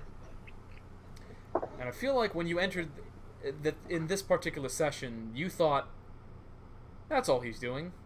He's just conveniently taking the character out for now. Oh, I didn't think that. I thought that was going to be part of our, like, we were going to put our quest to I understand thought this that was place part of the on reason, hold. but I knew we were going to have to go save Yes. him. I want you to yes, but here's the thing. I'm just giving you this warning now so that in the future I will be completely unaccountable for if you choose to do this again. Because again, you can make whatever decisions you want. You have left Treyas after he got captured. You've left him to his fate for 3 hours. Well, what could we have done? Can I make 2 points? Okay. One, we weren't actually indicated anything about the passage of time until after 2 hours had passed. We said we Yes. would continue walking, and next we heard 2 hours had passed. I know, and that's The what second point I would make Okay. is that we were left without a reasonable means to go after him. No, you weren't. Our options were leave this thing in the middle of the road, Yep. which And go I into mean- the swamp? Yes. You realize you can you walk know, through swamps. try Well, yes, to but do right now. Like Alucris is not going to leave his master. I know. Like, he just I know. wouldn't. also we were told the swamp extended as far as the eye could see. Well, the eye can't see that far. I'll say I didn't think you were just conveniently pulling him out. I also, from my standpoint, thought it was just completely unfeasible to go after him at that point. I Yeah. wanted to track him, but Yeah, because you I all knew figured out exactly. this- You all knew exactly where he was. You didn't even bother asking Emilia how far away it was. I'm just putting it out there, once and for all, that and this is just going to be how it will be for the future. But I'll let it slide this time. I just, it's kind of like an unspoken rule of the game that D&D has consequences, and depending on like you just looked at the swamp and said, I don't really want to walk through that. Or, I don't want to leave the cart of my dead master in the middle of the road to save the person that is alive. I'm just putting it out there that if I were actually doing things logically and based on consequence, Treyas would, from this experience, either return mutilated or dead. Just putting it out there. So, I just want you to consider in the future, don't think that just because... Always consider that when you're separated from teammates or whatever, this is like, treat it like as if this is a real world. And if one of your allies is in danger, they might die if you don't help them. Because none of you are safe from dying. I just want to make that clear. Yeah. Just because I assume, like, you might not have considered that yet, but if this were going, technically speaking, I should just kill Treyas right now. Because you left him alone with who knows what the hell what for 3 hours. Just because it was inconvenient for you. And I just want you to consider, in the future, what those kind of decisions are going to lead to. For the record, also didn't realize that the swamp was passable terrain. Well, yeah, it's a swamp. Like, you'd have to probably walk through, like, filthy water that goes up to your waist, or for you, Vares, like, up to your, like, collarbone, but it's a swamp. You can walk through it. People do it all the time. Like, people will put on waders and fish in a swamp, that sort of thing. It's dangerous, but... I've never done or seen any of that, so I mean... Yeah. From a personal... Yeah. I just didn't know. Well, yeah, like... I guess what I would say is you could have asked. You could have looked. You could have tested, that sort of thing. So, just always consider the options. And understand that saving allies and going on quests isn't always going to be, you take the road that leads directly to the dungeon. Like, you're going to have to do stuff that looks like it's not going to be fun, and it looks like it's going to be very difficult. And yes, it would have been difficult terrain. It would have taken you double the time to travel in it, but you could have. Like, swamps are going to have shallow places. In fact, based on, like, maybe I failed to describe this as prolifically as I could, but this swamp is not your normal, like, dense swamp. Alacris noticed this swamp is formed by water runoff of the mountain. It can only be so deep. Okay. That sort of thing. Alright, well... I just want to put that out there, just make things clear, because, it's rough, because I'm going to have to, tell Treyas, hey, guess what, Treyas, you were captured, and they just, like, they're going to watch this and see, oh, my comrades didn't care for me at all. It's just kind of weird for me to think, like, you would all just let Treyas fare for himself against who the hell knows what. That's all. Oh. I just wanted to put that out there. Right. Okay. But do keep in mind, you put us in a situation with, where we had to choose between two pretty unreasonable options. No, I think we really Like- should have just hid the coffin. We did it before. We could have done it in that situation and gone after him. Yeah. That's Emilia's like- thinking. Do keep in mind, this was kind of presented as the character that's not, like, whose player is missing, That's why I'm telling you. happens to get Okay. plucked out and taken away from the party We will... in the midst of the journey. We're gonna keep Like, that in... that's very much presented as a character gets whisked away because the DM isn't gonna roleplay them constantly. That's why I'm saying this now. I want you to know that if I wanted them to be whisked away and you didn't have to worry about it, they would be. But if they're whisked away because they've been captured, that means they're in real danger, like anyone would be. So I just need you... Yeah, I'm never just gonna, like, use... I'm not gonna have some moment where it's like, Treyas got captured by a large, massive creature and just Captain Jack Sparrowed his way out of there. It's like, no, I mean, this is gonna be, like... Consider the obstacles you've faced in the past, in nature. If any of you were alone, you would have died. So, yeah. That's all I'm saying. So yeah, it's like never think for a second that I'm going to just suspend the consequences for the sake of convenience. I will come up with excuses for people to not be there, but whatever the context of that is, the consequences of what you would think would naturally follow are going to be real. Okay. Yeah, like for example, you guys may recall when you were in the cavern of Osre, and you were fighting the Bullet. The only reason Volgrim didn't die is because I had actually expanded the ability that the Bullet used to have a wider range of effect. So consequently, its wider range of effect, which would have normally been so small it wouldn't have hit all those people, I thought, well, that wouldn't be very fair to kill Volgrim on an effect that isn't even in the rules. So that's why he didn't die. Had the Bullet used its ability as written on Volgrim and that happened, Volgrim would have died. So, yeah, just want to put that out there. And Alucris, what I would say to you is, you're saying it's an unreasonable circumstance, an unreasonable situation. See, but while we're talking about consequences, you've chosen to have a dead master to carry around. That is the burden of the character you have created, and you need to learn to work around it. And if you would have liked to, you could have certainly argued with the group of why your dead master's body is more important than Traeus' living one. But so from now on, what I want you to consider is, in the moment Traeus was taken, your characters would have thought, "Oh my God, Traeus is going to die if we don't get to him." And you would have had to grapple with that choice. But instead, it just became we should, take our leisurely time to find a good place to put the coffin down safely, that sort of thing. I just consider, how that would actually work in the real world next time. That's all I'm inviting you to consider. Okay. Because it's getting a little out of hand. Like, you guys are about to literally go get a drink. You can see my confusion. Like, yeah, okay. That sort of thing.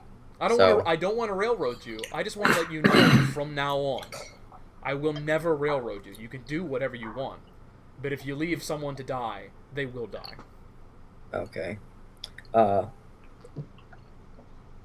At this moment, Vares stops in his tracks and screams out, "Traeus! We forgot Traeus!" Yumilia, can you summon one of those giant birds? I used all of my spells. I have nothing else to hack him with. It probably took him out into the mountains. We need to follow and find him. Sam, are we okay? So. Mm-hmm. Yeah. Okay. I just want. Sorry, we're fine. Yeah. Okay. I'm not like sitting here angrily like. Yeah, I was like, he's not saying anything. Okay. Criticize my decisions. I can't handle it. Before we leave, do we need health potions or anything like that? I know I have 4 minor I potions. thought we got those Yeah, before we potions. left. Okay. I think we're more or less prepared. Okay. So if we go back to the path leading into the swamp, can I still say the bird was north from that area if we're like near where the swamp begins? If you can kind of get a general sense, but to really recall where the mark left off, you need to travel back to that point in the swamp. Well, now that we're not encumbered, we should be able to do so rather quickly. Yes. So let's book it. Okay. You guys book it? Yeah. All right. You guys head off in a nice healthy jog straight toward the swamp, realizing the time is now of the essence now that Traeus has been left to his own devices for quite a while. It takes you about an hour to eventually get right back to the space that you had otherwise been trudging along with. I'm a fan of that. That's good. Okay, give me a second. Boop. Thank you. Okay. Yeah, Aaron, feel free to, whenever you want, bring him up. Like, bring up what he's doing. I don't Yeah, let know the cat what out of much the he does. I was gonna try to figure out if I could get like a cat backpack if they have those, like with a little hole on it, so he can like poke out. You can search for anything. All right, cool. I know. All right, so you all get back to the spot. You can immediately tell. You recall where the mark. You look around the scenery. You can recall certain marks and indicators of this location. You can remember where the mark left off. One second. It's to the north of where you are. Okay. Hey, but well, give it a second for Sam to. He's moving. No, I know he's talking to someone. Oh. Okay. So We should how go. deep is the water? You step in it. Bears takes a big ol' step to the north. Okay, everybody all step to There's the north. disappears. Yeah, you go hup, boink. You just drop into the water. Oh god, where's this You have to going? start swimming until you keep swimming a bit until your foot hits a bit of land and you can start walking. The water is up to your collarbone. Wait, how Are tall is there any paths that are maybe more land or shallow? Investigation check. Alright. How tall is Varys? I would like Theirs to is like 4 feel foot out 1. with my quarter Oh, good, so staff it's like survey of the my weight. land as I'm Yeah. attempting to move forward. Wait. As Volgrim, oh yeah. So you all watch as Volgrim, clearly, kind of like gingerly tapping the water with his foot, trying to figure out. He looks around, walks over to where he thinks it might be like a little shallower, and like kind of leans forward to put his hand in the water. Takes one step, and you see his foot get caught on a vine. He trips and falls immediately into swamp water. How's it taste, Valgrim? Whereas you see Alucris take a nice flying leap over the water and landing on a perfect patch of land and starts testing the water with his quarterstaff. And you see him motion over as he finds a nice path of land to follow. Still kind of wading in the swamp water, but much less deep. Fantastic. Thank you, Alex. Can I reach back and like try to help up Volgrim, or am I like ahead of them? Varys will help out Volgrim. Okay, all right. I will keep forging ahead. Varys is closer. First investigation. Yeah, you eventually all get together and begin to make your way through the muck and the gross feeling of the swamp. Okay, you begin trudging through. Consulting Emilia, you keep going ahead. Emilia, Emilia, based on your hunter's mark, you can tell like where when your mark faded, this winged creature had stopped moving. Oh. And based on the direction you're traveling, this isn't toward the mountains. Any large trees?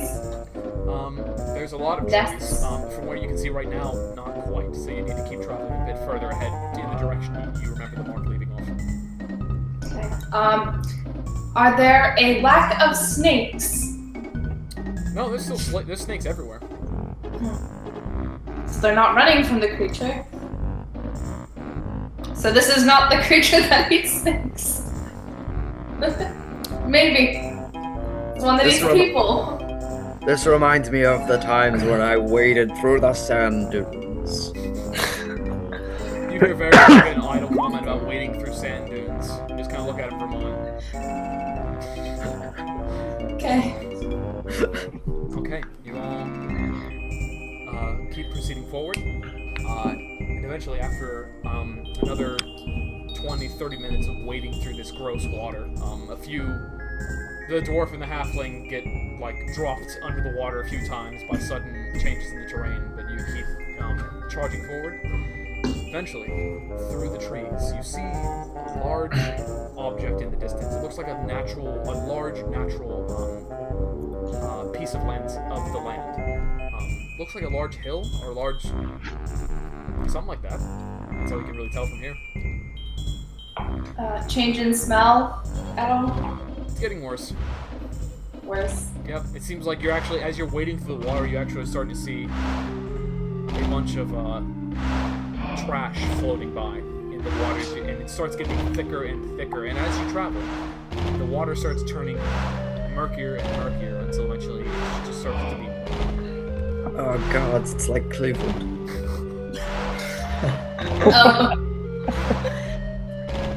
Please let me speak up. Are there any three-eyed fish? Oh yeah, you see one actually pop out of the water for a second. You can see a distinct third eye blinking as it drops back into the thick, muddy water. As again, like just ridiculous, like miscellaneous objects of any kind that is clearly like human refuse of civilization, just floating in streams in the water you're currently waiting for. Do I see any?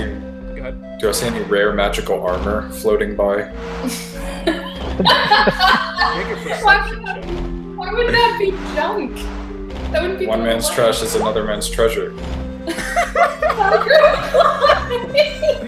You all look over and you see Volgrim is currently holding up a piece of like rusted, tattered leather armor and is like currently considering putting it on, and then you see her put it back in the muddy water.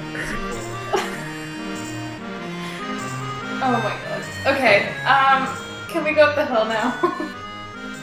Well, no, Let's go up the hill. Okay, you're heading there a bit further, and all of a sudden you notice it's not actually much of a hill. It's more like a. This is a really, really large spire. It's like it seems to be. It's kind of like a hill, but it's too narrow. It's too tall. Made of rock? Could be. Make a perception check. Valgrim, if it's rock.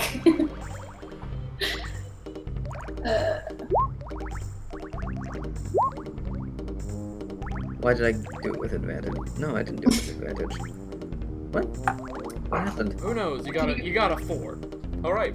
Yeah. My crit. At first you think it looks like rock because it has a solid texture, but then you walk a few more minutes, and the closer you get to realize like it looks solid, but that's not rock. That's dried trash? mud. That was dried mud. Okay, it's not a pile of trash. It's really worrying. Okay. So it's a spire made out of mud. Yes. And as you all get closer, you look up and you hear. As you look up, you can see birds circling. Bring back Triers! You hear Varys shout as it echoes through the swamp. Yeah, you can see in front of you what appears to be a spire made out of like a large, like it appears to be like 100 feet in diameter.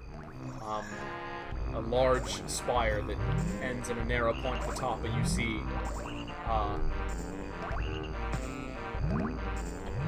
like multiple different kinds of birds circling at the top. How far away are the birds? From you? Yeah. A couple hundred feet up. A couple hundred feet up in the air. And what do they look like? Birds. Varys, Normal Normal birds? Yep. Varys Large? starts to climb the spire. Wait, how big are the birds? I'm sorry. But the He birds said they're are- normal. They're from Like- where you can tell. I mean, it's hard to tell based on the altitude. They all look like normal sized. Oh, normal birds. Okay. Normal Not like birds. Gandalf. Normal birds. I mean, they might turn into Gandalf birds when we get up there. Okay. Kind of hard to see. You proceed toward the spire then. You said that. Yes. Yeah. Yeah, you get toward the spire, and you see, like, as you get closer, you can actually, it's dried mud, but there's actually mud trickling over the side. It's actually flowing over the side. It's a mud mountain! A Mud fountain, volcano! So you're going to attempt to climb it? Yeah. Wait, is it a spire, like, spiraling staircase? By chance? Oh. Bummer. Does there appear to be any easy way up it? Not from where you're currently standing. Varys, you can attempt to climb it This if would you'd be a like. very good time Okay. for jump. I'll try to climb it. I can't believe I used my spell slots. I could have used jump the one time. Athletics check? Yep. Jeez. Okay, yeah, you all watch Varys vault onto the spire, grab onto it, and begin to climb up the dried mud. Bring my friend back! You watch him as he gets up extremely high, and you see him actually get up. This spire looks to be several hundred feet up in the, like, straight up. And as he gets up there, you all watch as one of his hands grabs onto a piece, but then slips off the mud. And you watch him scramble to keep his grip, but then he ends up falling straight back. Before he plummets down to the ground, he is able to keep grabbing onto the sides and prevent himself from, like, plummeting. But you see, eventually he very clumsily takes up into the swamp water and the mud. Even with a critical success, the spire is too difficult to climb because there's a constant flow of liquid mud pouring from what it seems to be like. It's almost like, Varys, as you climbed it and as you felt, it's like it's coming out of. It's like it has pores and it's just exuding this mud flow from everywhere. I think we ought to investigate around it to see if there is another way up. You want to do that? Yeah. Yeah, after you guys circle around the place for a bit longer, you find what appears to be kind of like a cavern entrance. Like Are it's like there- an entrance in the side of the spire. Oh. Okay, what is around the entrance?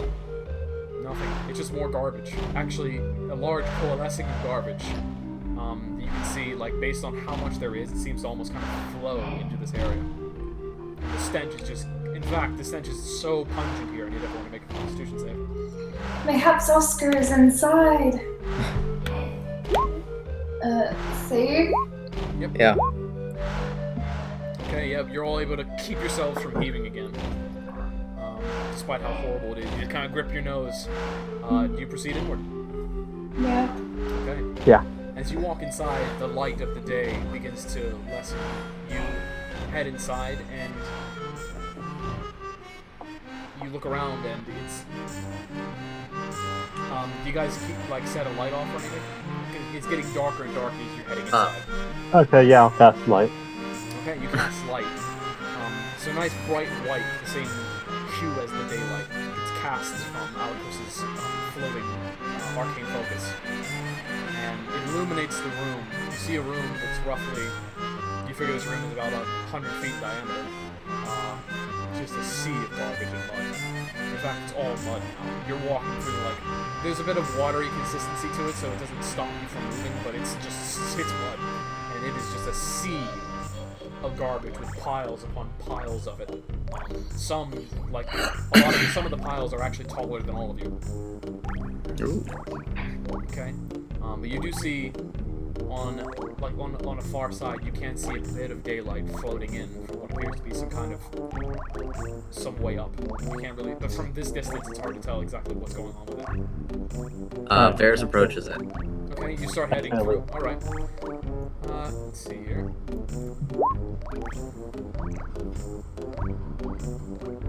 Okay. All right. As you are all walking through, Emilia, as you're walking and you're trudging through the mud, it's just ruining your clothing. It's just everyone's like clothing is just being drenched in filth and refuse and garbage, and the smell is just horrible. Emilia, as you head through, you with your dark vision in the corner of your eye, you could swear you detect a little bit of movement. And as you look over at it quickly, you look amidst a pile of garbage, and there appears to be some kind of strange, flesh-colored object. And as you look at it, you watch as it immediately turns and faces you, and you could swear in the darkness you see something blink. Oh my god, the trash is alive! Oh god, can we go any faster? Okay, you Monster? hear Amelia cry this. Varys draws his weapon. No, let's just get away from the trash monsters. I'd rather not. Okay, you all Ready walk. to- Shing! You look around, Varys, but you're not really sure what she's pointing at. He can't see in the like, I can't see worth anything. Even with light cast, Even we with- can't see it- anything. Well, I mean, no, but the problem is he doesn't know where to look. You're looking over the general direction of what she's pointing, but you can't see anything in the piles of garbage. It's Okay. the trash. The trash has eyes. That pile. That one right there. It blinked. Okay, she points it out more specifically, you do see all of a sudden this fleshy stalk turn and look right at you. All of a sudden, you all hear this low.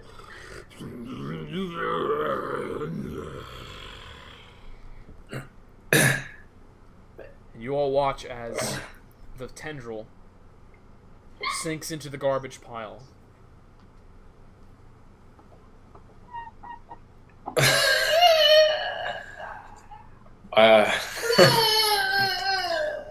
Okay, I'm going to Wait, cast thaumaturgy. we didn't detect this in our magic check, or no? Or this didn't come up in my like search of the area? Was it too far? This might be the thing that the one thing you saw. I'm going to cast thaumaturgy and cause tremors. Oh my god, trash monster. Well, I'm gonna name him Oscar. And I hate him. You're casting thaumaturgy? Let's see. You're gonna Yeah, cause tremors. I want to cause like tremors and rumbles in this cavern. Don't bring down the Harmless tremors. Okay, harmless tremors. You'll watch Volgrim grab his quarterstaff, and you watch the glow begins to glow golden white. He spins it and slams it in the ground into the muddy, murky water below. You all watch as the mud and the trash begins to ripple and vibrate as you all... Nothing that could knock you over, but the entire cavern begins to kind of shake a little bit. After a while... Is there a reaction? At first, the tremors cease. Nothing seems to happen. But Eumelia and Volgrim, you turn just in time to see there's currently right by Eumelia's foot Stalk with 3 eyes blinking at it. And just as you take a breath to yell, Eumelia, you get shoved aside as the mud and the refuse just pours over this large, massive, fleshy form that comes emerging out of the muck. And as you land straight on your ass and look up, you can see a large, toothy, gaping mouth as large as your body. Wow. Situated on top of a large, fleshy body with 3 legs and multiple twisted tendrils coming off of its body. You look up just in time to see its eyes are in one of the tendrils because its face is completely featureless except for this large, gaping mouth. And you hear, just as you take a breath and begin to feel the shock of what's in front of you, this disgusting, gross, gurgling noise. And as the creature makes this noise, garbage spills out of its mouth. And with that, I need everyone to roll initiative. Ah, gross. Oscar, why? Oops. Hold on, I need to fix something with the stream. Just occurred to me. We're gonna go ahead and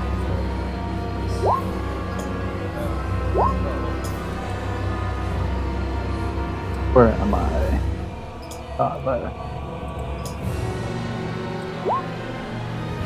Muck. Accurate. Okay,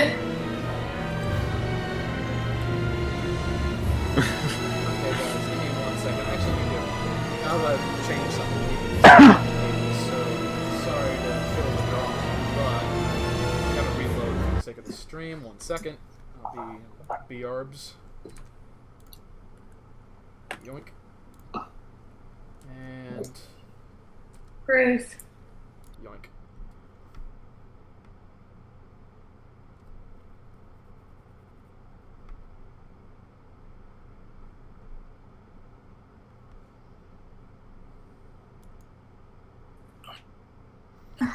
How do I back away safely? Hold on, Volgrim, can you see? Yeah. Why can't I? Well, wait. I don't know if I can see dark vision. I just see the torch. No, but what can you see right now? Tell me. Character tokens and the monster and Brown. Okay. Yeah, that's right. See, the problem I'm having here is, for the sake of the stream, what I did with I did this with Vicaris's characters. So, no, I haven't tested this yet. Come to think of it. Oh crap. All right, yeah, stream's probably not going to work for this because I haven't developed a fix yet. Okay, that's a bummer. So yeah, I guess for the sake of the stream, it's just we're not gonna be able to see what's happening for now. I'm gonna have to work on this. Sucks. Anyway. Okay.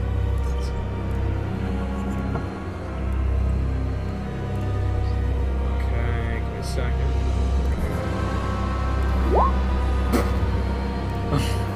Oh no. Wow. Okay. So, Emilia, you're sitting there at the feet of this creature, and as its tendrils kind of snake around and look at you, you watch as its massive mouth comes flying straight toward you. Okay. All right. So first, I'm gonna need you to. Okay. So you take 11 points of piercing damage, and I need you to make a Constitution saving throw. Okay, let's see here. Alright. As the jaws of this massive creature come clamping down on your shoulder, you feel it pierce your insides. And as it wrenches you around and throws you back on the ground for a second, you start, like, it takes a few seconds, but you start feeling weird, like something is inside your body and it doesn't feel good. Oh god, it's alien. And so, let's see. Alright, yeah. You don't know what's going on, but it doesn't feel right. Okay, and with that, is also going to... It charges right beside you. You watch it charge around Vulgrim. You watch it charge around Emilia as one of its fleshy tentacles comes flying straight at you. Okay, you're able to block the tentacle just in time and throw it off, but as you do, another tentacle comes sweeping around and slams into your side, dealing 10 bludgeoning damage.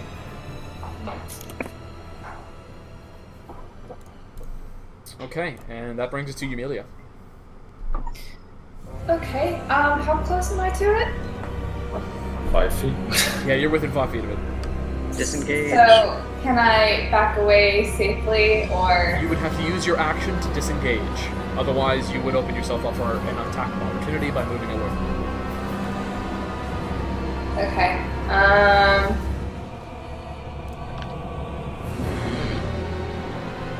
yeah, I'll do the first one. Because I can't shoot that close. Okay. And I'm just gonna, like, is what I can see in the light, can I move out of the light? Like, can I see a safe place to shoot from? Yeah, you see like multiple piles of garbage you could easily run behind and use as cover. Okay, go there. And you said you were going to disengage? Yeah. Okay, alright, you disengage, you run to a pile of garbage nearby and draw out your bow, and that'll be the end of your turn. Alright, Vulgrim, you're up. I'm gonna cast Aid on everybody but me. Okay. Okay, everyone... Alright, Emilia, you go ahead and heal for 5, and everyone's hit point maximum goes up to 5. Right, and I'm gonna Shillelagh Fire, just as a bonus action. And Okay. that's my turn. Okay, you watch as his staffing is go golden white again. That's it. Varys, you're up. Alright. Give me a second. Alright. Varys is gonna move here. Go into a frenzied rage. Because, he saw the creature... He saw what the creature did. And it's like, ah, no! Triggered. Yeah. He's Okay, triggered, and so... You watch as Varys screams out, and you see his muscles tense. He charges through the mud straight at the creature without any fear. He's gonna go for an attack. Okay, you rush over and you sink your rapier straight into its form. You hear go... Give out kind of an annoyed gurgle. Alright. And again. And again. Now, can you do the 2 attacks on the same turn you activate Frenzied Rage? Oh, no, I can't. No, I can't. You're That's right. what I thought. Okay. Alucris, you're up. Alright, I'm going to cast... Go believe... for it. Give us advantage. Cloud of Daggers You got it? over top of its figure. Sure. Like, where it's at. Okay. Okay, yeah, sure. You will watch as Alucris, you take your arcane focus and it begins to turn a dark purple color as you send it flying over.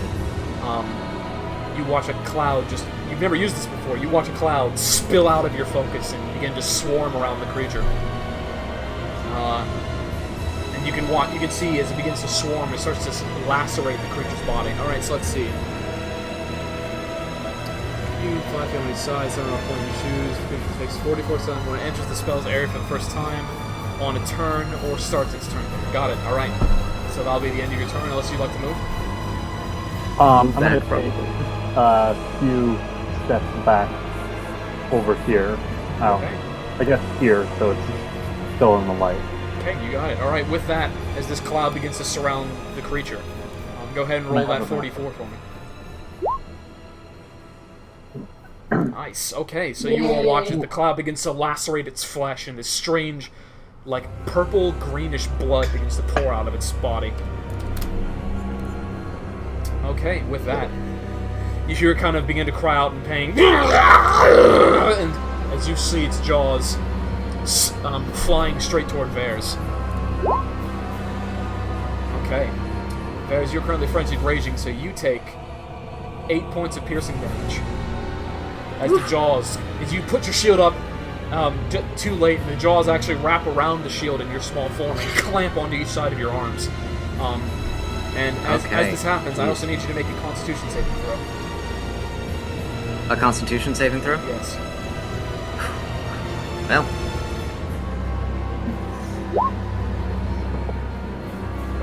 Oh, Okay, thank yeah. you, advantage. You feel something strange begin to seep into your bloodstream, but you're able to kick it off. Alright? However, as this is happening, Volgrim, you watch as it's currently biting on Vares. You look and you see that fleshy tentacle turn its attention to you, and you see a tentacle come flying around the side straight at you. Okay, that is going to be... No. Okay, so yeah, it flies at you. You're able to just, again, block it with your shield just in time. But it comes sweeping around one more time. Okay, and you're able to, once again, you're just able to slam it with your shield, but this one was really close. It nearly got you. Alright, Emilia, you're up. Ready my bow. Can I just go ahead and shoot him? Yeah. Cool. By the way, you recall the special thing you can use once a day with that bow, right? Oh, yes. I'm I not just doing wanted it to yet. remind you. I just want to remind you have that. Okay, cool. I'm sorry, you cut out. I couldn't Yeah. hear you. Just wanted to remind you that you have that. Just want to make sure you Yeah, the angry thing. You're Huh? intermittently Yeah, cutting out. Randomly, like, cutting out. Yeah, just a little It's bit. not on the stream though. Meh, But I can understand for the most part what you're saying. meh. Usually. How about now? Am I still cutting out You're fine, now? you're fine. Okay. You're fine. All So far, right. so I'll good. go like this if it happens again. Well, I'll go. Okay, so yeah, you knock an arrow that gets covered in crystal as your bow glows under your touch, and you let it loose, flying straight toward the creature. The arrow embeds right in its side. Okay, that's 9. Okay, Volgrim, you're up. Right.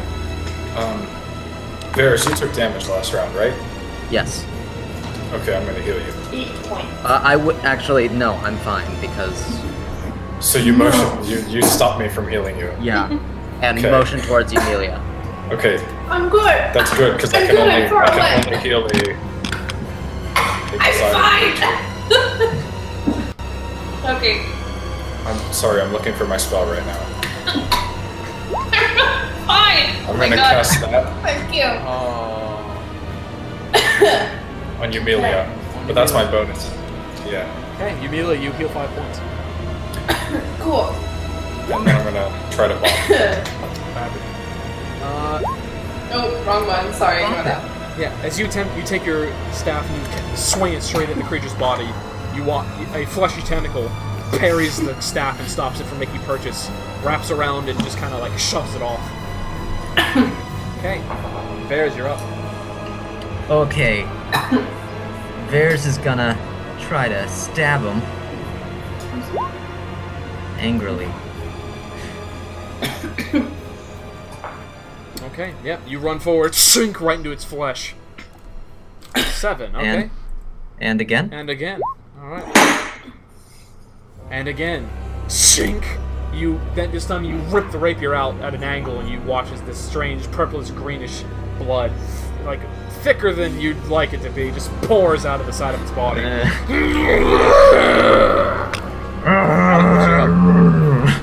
Alright, I'm going to cast Firebolt at it. Okay. Okay, yeah, you Okay, you summon a mote of fire and send it flying at its flesh. Poof, you see it ignite for a second. It takes 9 fire damage. Boom. You'll watch it as it shakes its bulbous fat body of just made of sheer flesh and lumps. As it tries to shake off the fire, it like ducks it. It dips its flesh in the mud and sloshes refuse and trash and blood all over you as it tries to get the flames quenched. Okay, having done that,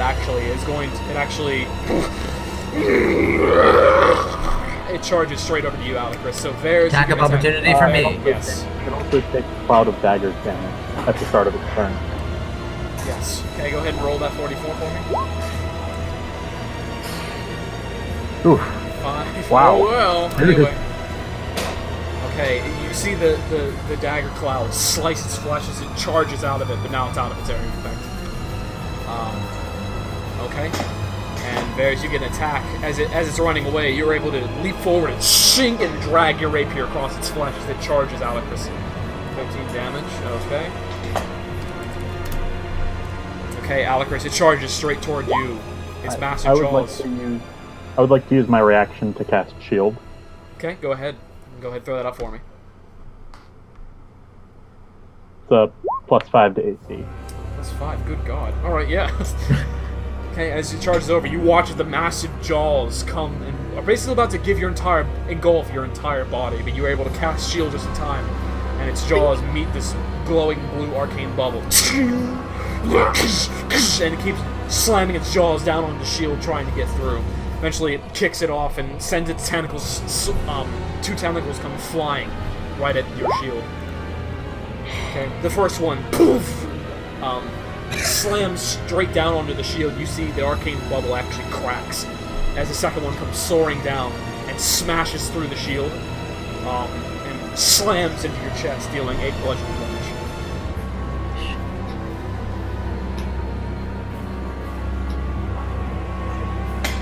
How much was it? 8 Sorry. 8 points of bludgeoning damage. PA. Okay. Alright. And that brings us to Emilia's turn.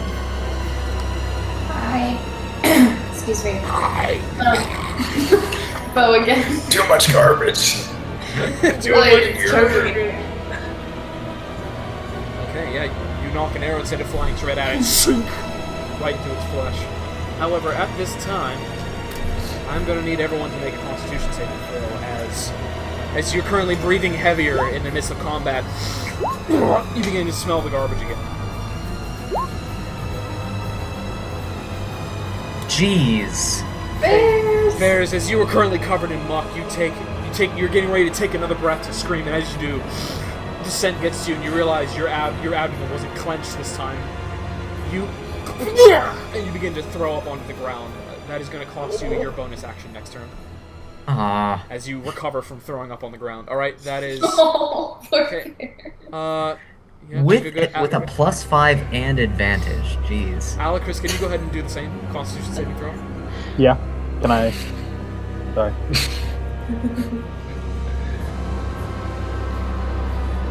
What? Sure. Constitution Wait. saving throw. What was I doing? Sorry. Yeah. I don't know why I didn't. Yeah. Okay, yeah, you're all able, other than Varys, are all able to keep it down. Keep it together. Alright, Emilia, so yeah, that's your turn then, and Baldwin, you're up. If I were to want to strafe around him like this, would I get tentacled or something? No, you're still good, unless you unless you were to strafe like entirely to his other flank. As long as you're pretty much still on one side of him, you're fine. Well, I'm gonna do that. I'm gonna heal Alicris.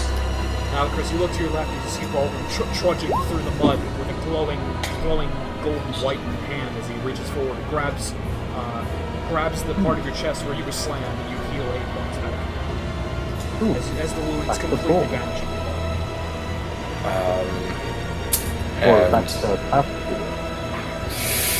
And actually, then as my bonus action, I'm going to heal myself.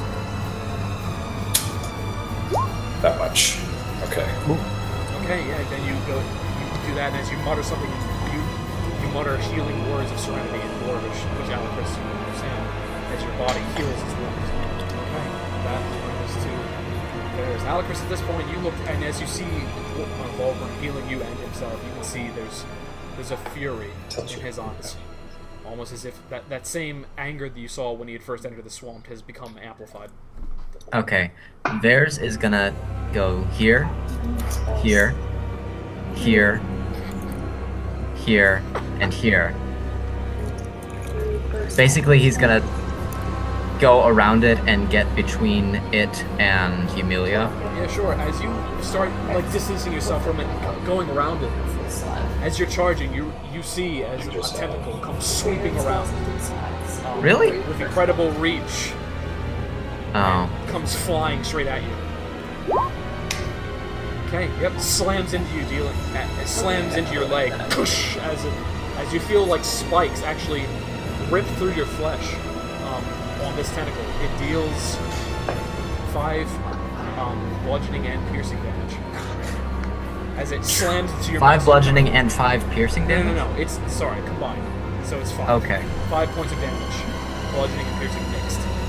Okay, well, theirs is gonna try to stab it. Okay, go ahead. You're still recovering from your puking, Yeah. so you're only gonna be able to do that. Okay. Okay, you stab it, and it's like still kind of stab it right in its flesh. All right, Alacris, you're up. Okay, alright, you're back. I would like to lie down here, so I haven't left it drained. And I would like to cast Gust of Wind. Right over there. It's a DC. Not Okay, 24 saving throw. Got it. 14. Okay, your arcane focus begins to spin rapidly right in front of you, and you see the wind begin to get summoned, and you let it loose, and it blasts straight into its form. But as it does, you see it rock back for a second, and then it's with its 3 stumpy legs, stand firm, right in the wind, just like roar into your face. With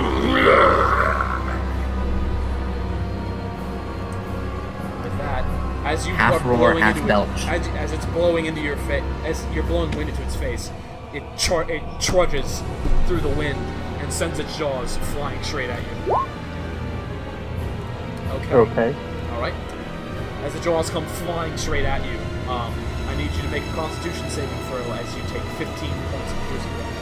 As the jaws sink into your flesh, into the flesh of your abdomen and chest, and you're just able to push them off. It leaves multiple holes that are now seeping blood in your body. You feel something begin to fill your bloodstream, and it doesn't feel right. And as you just become concerned with that, you look up just in time to see 2 tentacles currently flying straight at you. Okay. So, as one tentacle flies at you, you see it wrap around your body. And as the head of the tentacle reaches your face, it slams into your face as you feel the spikes of the tentacle jam into your flesh. You take 11 points of bludgeoning and piercing damage. And you see the tentacles now wrapped around you. Let's see here. Are you unconscious? No. Let's see here. Hold on. Taking damage. Let's see. See here. Okay, so the total damage I took was 26, correct? Yeah, I believe so. So half the damage I took was 13. I need to make a DC 13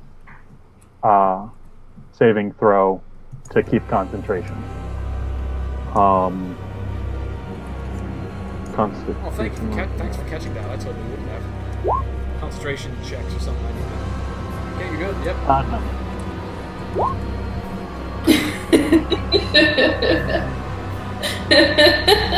Okay, and now, Alacris, I also need you to make a. Let me see here. I need you to make. I can't hear you. Oh, never mind. Oh. I didn't hear that. Didn't need to.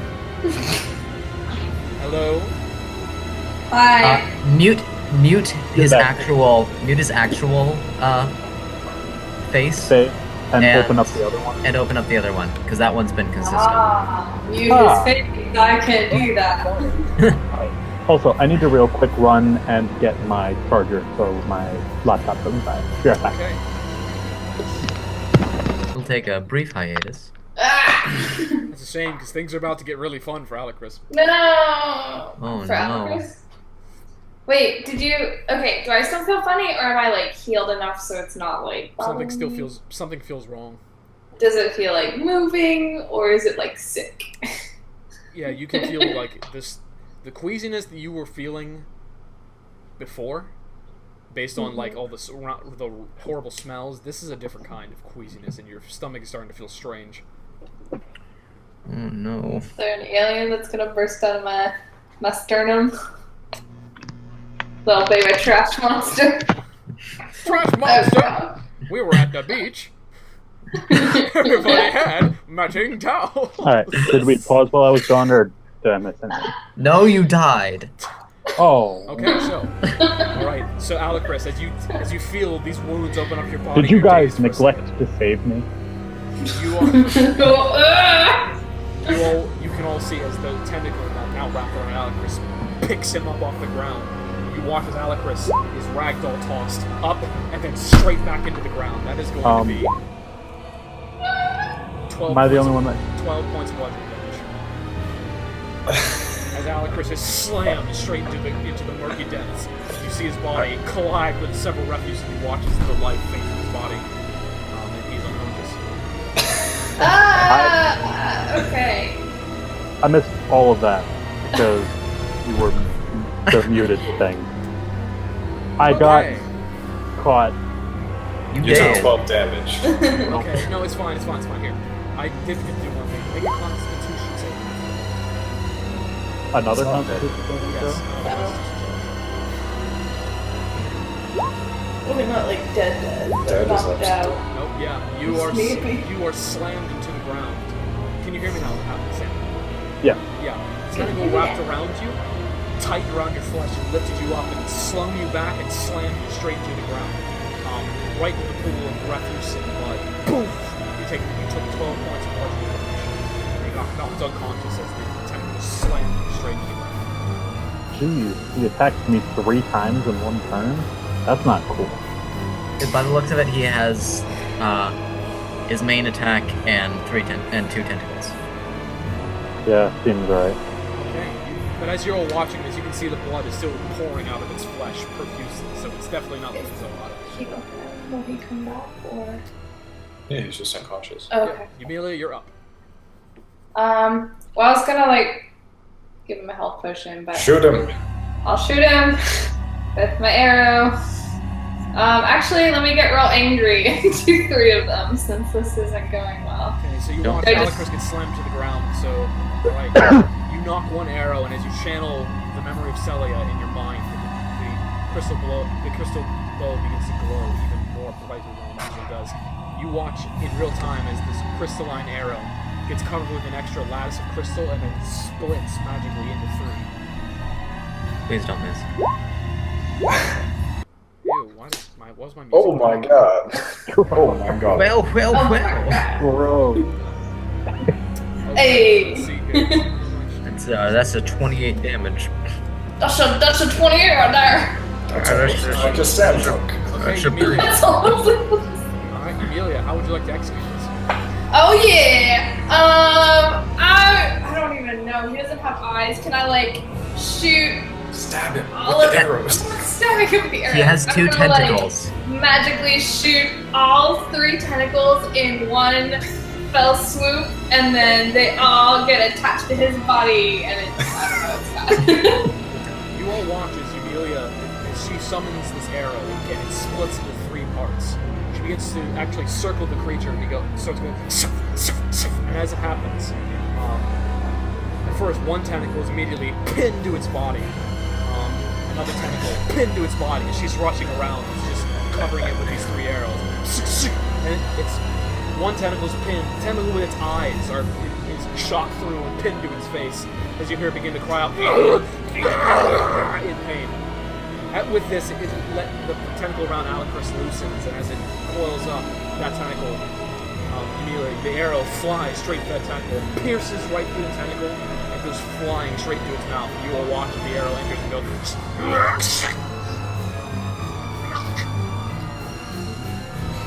Drops, falls face first, mouth first into the blood, and twitches.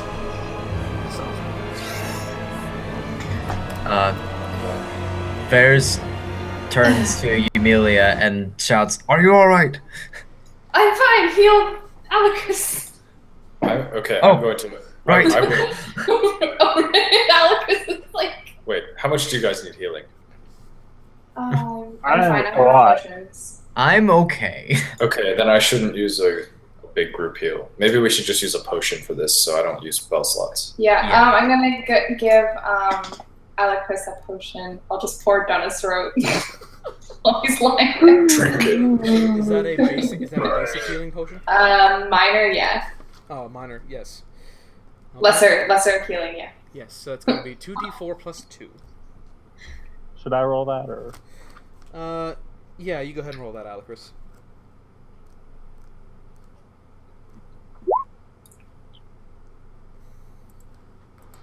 Okay. Okay. Can I inspect this creature and find out what it was? I loose the body. You can, yeah, go ahead. Alright, yeah, Alucard, you walk up and reach into its mouth and find shit tons of garbage. Vulgrim, go ahead and make a nature check.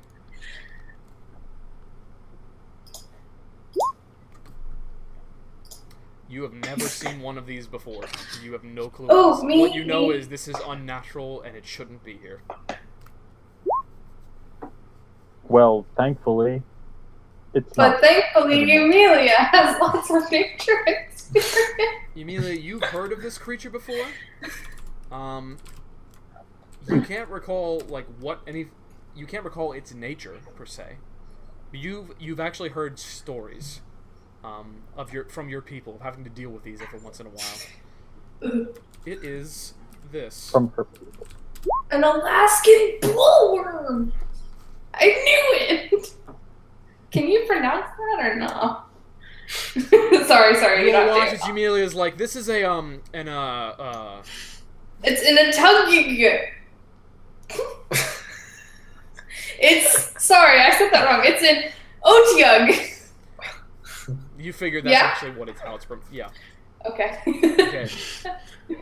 All you can remember from the stories is that these are creatures of ridiculous hunger. And they tend to be around garbage. That's all you can remember. Yeah, we're gonna call it Oscar. Cause that's easier. Well, Oscar's dead. Yeah. So I'm not gonna lie. When I got back and sat down and Devin started, really like Doing the Devon thing. doing this thing. Semaphore? I thought that you guys were like pranking me. Like you guys had agreed that Devin would do some elaborate explanation, just not speak and pretend like I'm the only one who has no clue what's going on. We do That's what really my first reaction was like, what are you guys doing? I was just I'm not ignoring falling for it. this. For the record, we do need to do that when Martin comes back next time. You just got pranked! It's a prank, bro. Okay. Can I check how I'm feeling in the tummy area? Yeah, can we sort of like Actually- talk about what's going on with our oozy woozy feelings? Actually, I want to go up to Alucard and cast Detect Poison and Disease. That's a good idea. Okay. Thank you, Volgrim. It's not. And thank you, party, for healing me. Okay. Oh, wait a I second. Yeah, go ahead and appreciate throw not that up being for me. dead. I'm working on it. It's a yes. I've already done that. Yeah, there you Shut up, Ferris. Alright, let's see. Concentration for 10 minutes.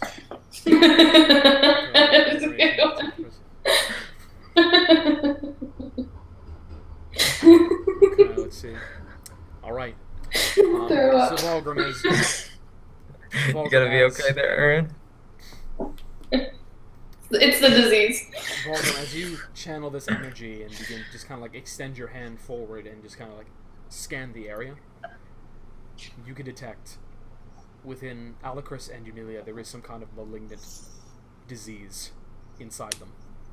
And you're not entirely sure of its nature, but the one thing you can gather is that the longer it stays there, the lesser their kind of vitality will be with each passing day. There's something there's something inside them that's making them sick. Do you have a cure man. disease? I have a tapeworm! It could be the same sort of disease that is afflicting the town of Amblemere, that this is somehow spreading to the village, to the town. And now that we've defeated this creature, the disease is gonna die. We did it. We win. We saved the town. At that. Sure. Maybe not. You are so smart. I wish I had your Concludes intelligence. the arcane conspiracy. Thanks for playing. We did it, guys. This thing was behind the whole. This was the Viridian one. It's the big bad evil guy. This was Elia's twin. At this point, you'll watch as cultists come emerging from the muck. We surrender! We surrender! Hundreds of cultists. We'll fix all of the problems. Okay, do you happen to have a cure poisons in your spell list? By chance? I cannot do such a thing. You can't do that, but you can just Really? tell me I'm gonna die. I can tell you have things wrong with you, but You I can't can, heal you them. can, oh, thank you. I suggest He's like a that we nurse. do as best as possible. Unless I can... The best we can do is hurry to save Treyas Yes. and return to the town of Amblemere where we can receive treatment. Mm-hmm. And do it quickly Yes. before this affliction, affects us, really. Cool. Yeah. Great. Yes. Alright. Alright. Let's go. Except I'm at 6 hit points. Oh, I can give you another potion. You want another one? Don't you have potions, Sam? I'm not sure I do. Yeah, I actually don't have any potions in my possession. I thought I had a couple. I might have taken them all just for Can I- holding, but have another one. Could I borrow a couple? Yeah, how many do you want? I have 3. You want all of them? If I could be given one, I think Okay. that will hold me for now. Okay. Yeah, another one. And Another one. then I'm not at least guaranteed to die as soon as And something. another one. And another one. All right, Where's where you So, I'm going? roll out Off into the wilderness. 2d20, or 2d. What was it? 2d4. 2d4 plus 2.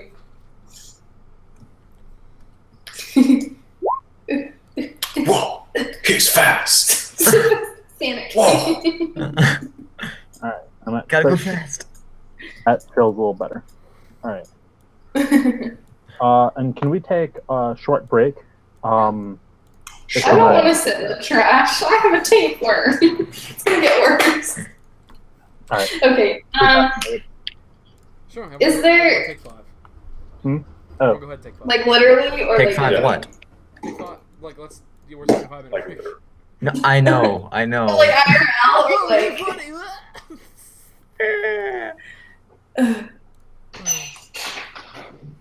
Oh, I never. Oh, that's annoying. Hold on.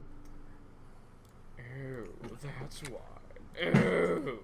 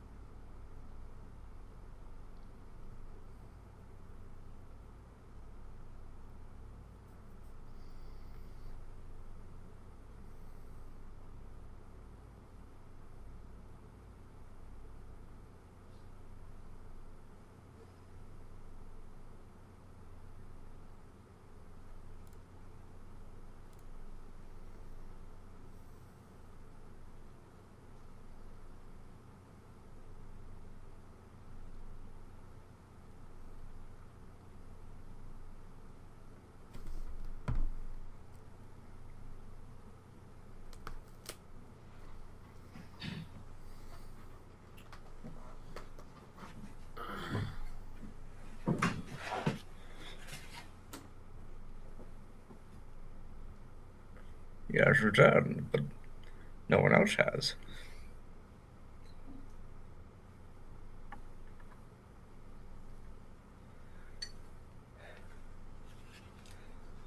Welcome back.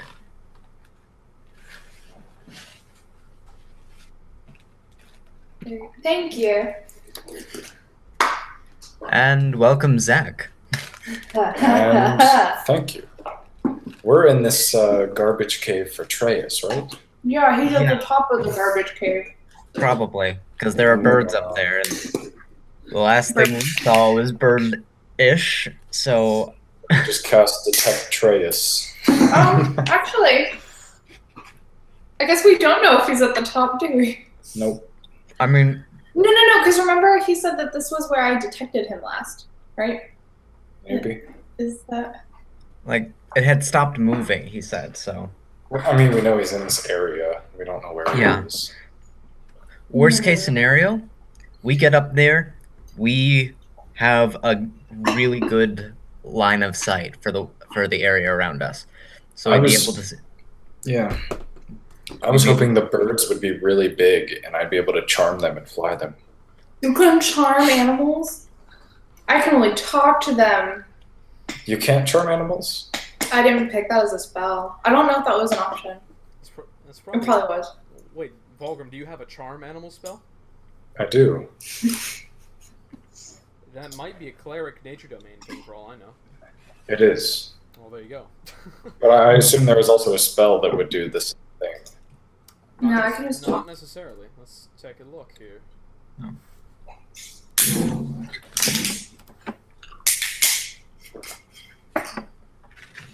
I love these poems. Yeah. Cool. There's Wait. there is animal friendship. Oh, yeah. I have that too. You have both? You can just make I'm animals. a nature cleric. Yeah, but I thought you like plants. You never talk to animals. They're the same. They're not the same. You never talk to animals. You never talking to them. What is he doing? You could have charmed the snake to lead us to the giant burp. I'm not going to use my once a short rest spell. Oh, To or charm a short rest. snake. Do I get anything back? Just health. I don't get spells back for a short rest. We didn't have a short rest. You haven't taken a short rest. Oh, I just seen 5-minute break. Went 5-minute break. No, and For a sure. short rest is an hour long, at least. Maybe 2, depending on the wounds. And you do not recover spells on a short rest. It has to be a long rest. By the way, are you keeping track of your arrows? Okay. Hold on. I did 3, 5. I think I did 5. Do you want to try to recover those arrows?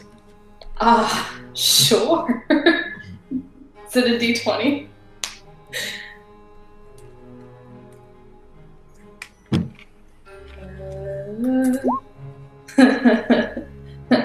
Why do you always roll 6s when you try to do this? Because I hate myself.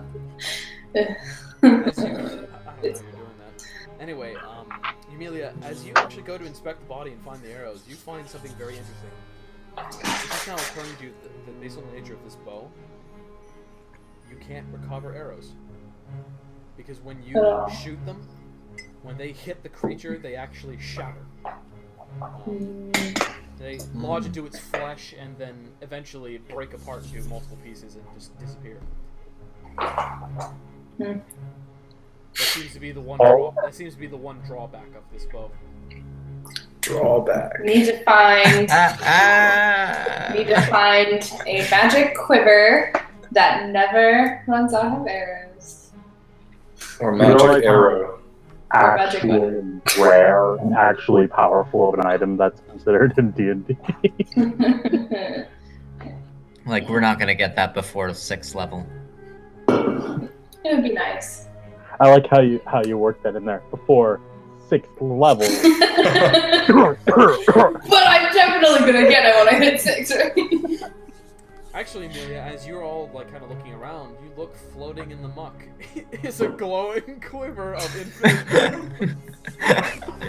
No What? way! Wait, are you kidding? Or can I? I'm totally kidding. Is that a backpack? I A bag of holding. because I loved you, but I take it back. I hate you. Oh my And god. Vulgrim, what's that? Is that a magical suit of plate armor? Wait, I want to do a quick check for Alucard, magical. is that the cure to? Is that the artifact that can bring your master back from the dead? Whoa! You're a necromancer? Did I find it? I rolled a 22.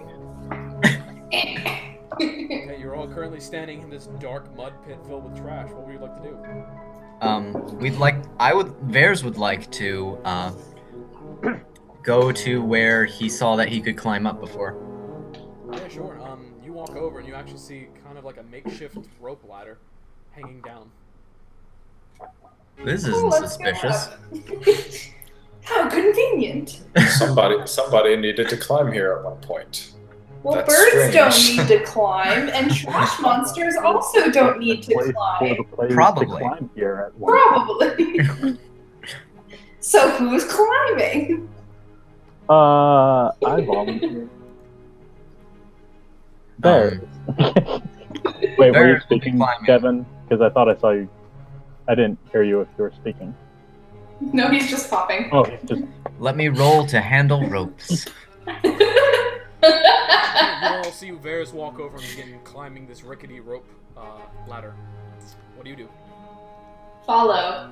Wait, does it look? No. I don't want to get on it and break the rope. So I'll wait until. Does it seem stable? No, it's Bears. It's pretty I think- mashed together.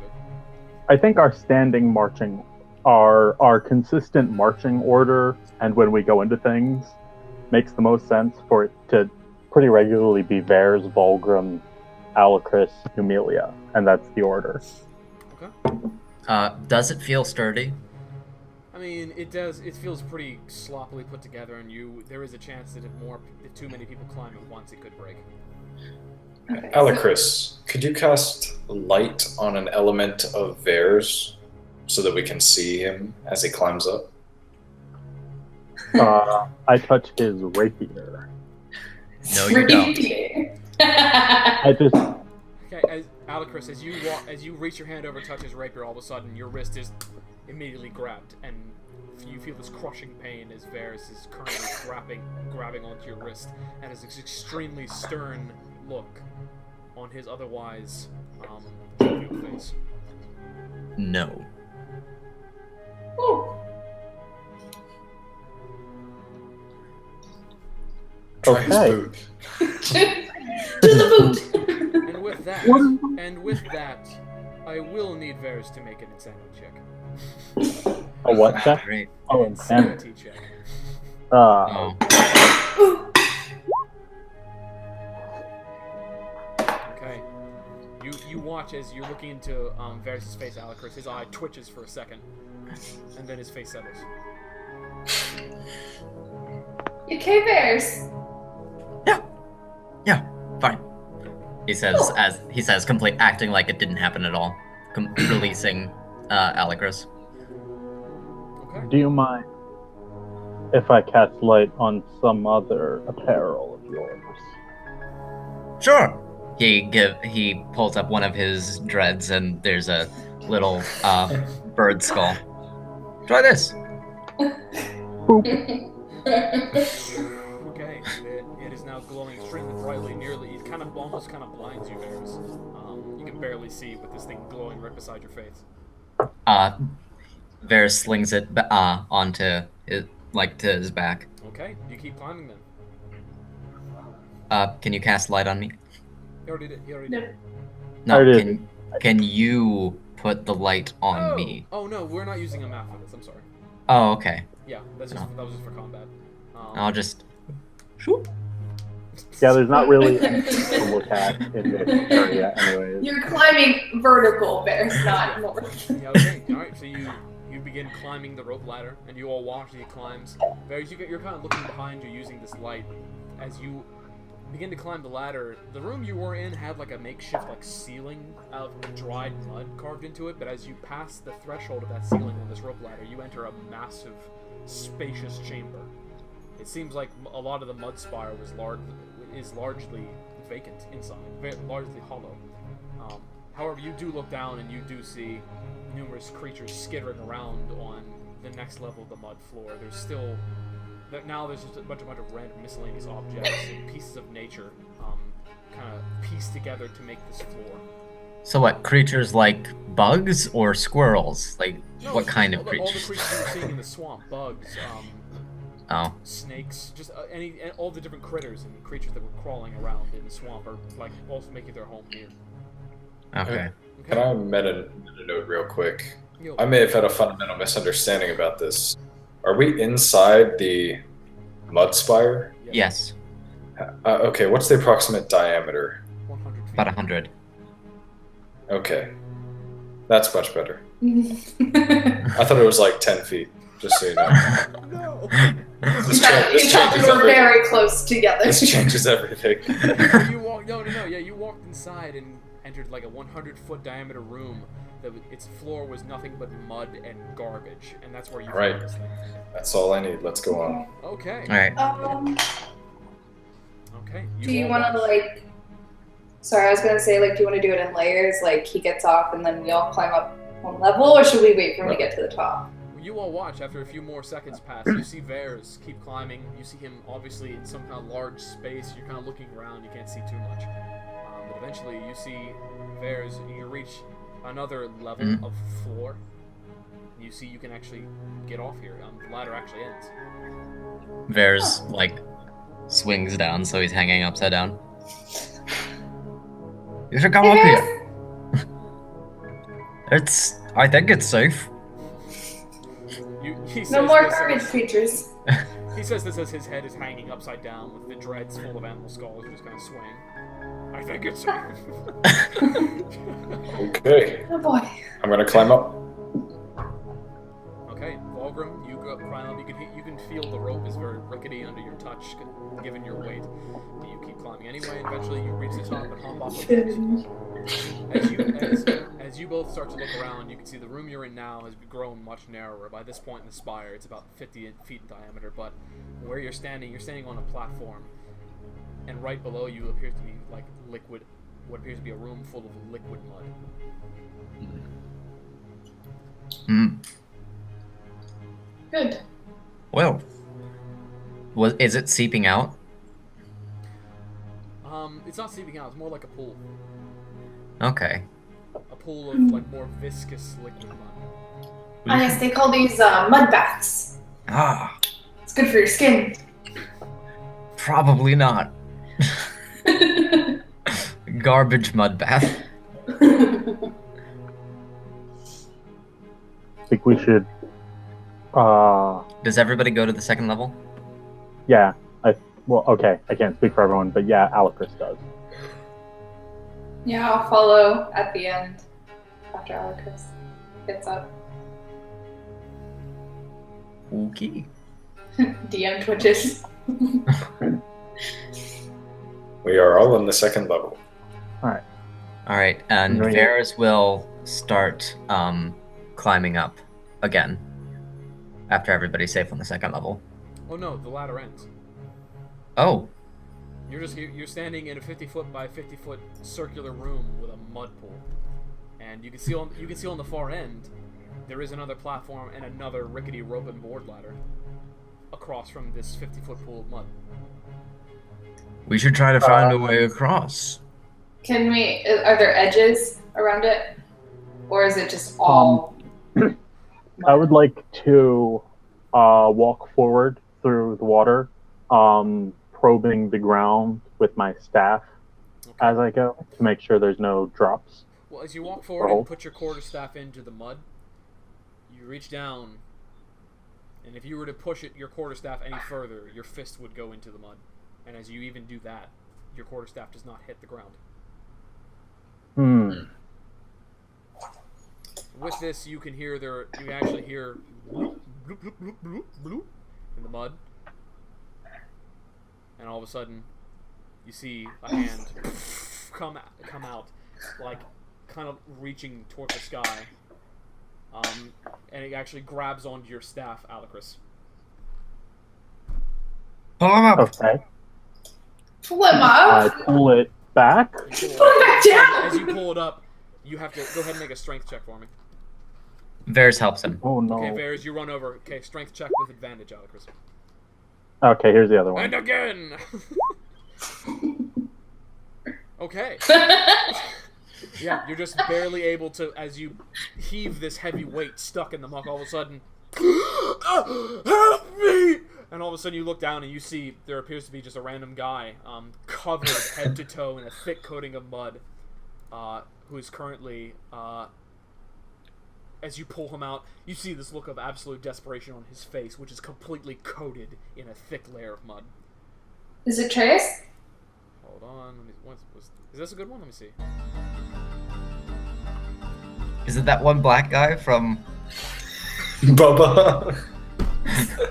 It's not. Wait, it's not Trace. No, Just checking.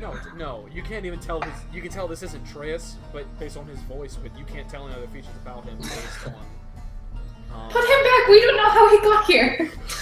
You can't just pull things out of the mud, Alucris.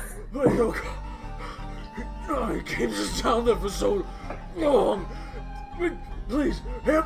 And as he reaches up a hand towards you, all of a sudden you could feel a tugging on the quarterstaff, and all of a sudden you see the mud actually charge, like, kind of cover his body and latch onto it. No! And he watch and get pulled back into the mud pit. Whoa. How did he get past the garbage monster? And with that, all of a sudden, you see in the center of the mud pit, this bubbling surface, an object begins to rise out of it. And as it does, you watch as a hand covered in mud kind of extends outward with a head like this. And you just hear. You come to my lair.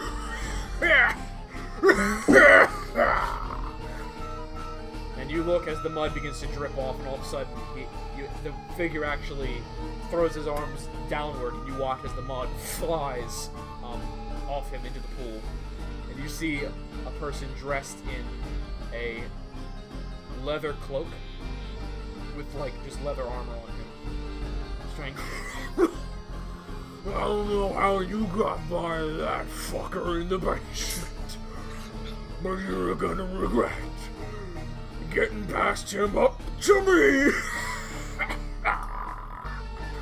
You look, and now that the mud is off him, you see a kind of palish, extremely fat, flabby man in this leather clothing with this cloak that goes down to his legs. He's extremely stout and very short, but he's not a dwarf. He's just a human.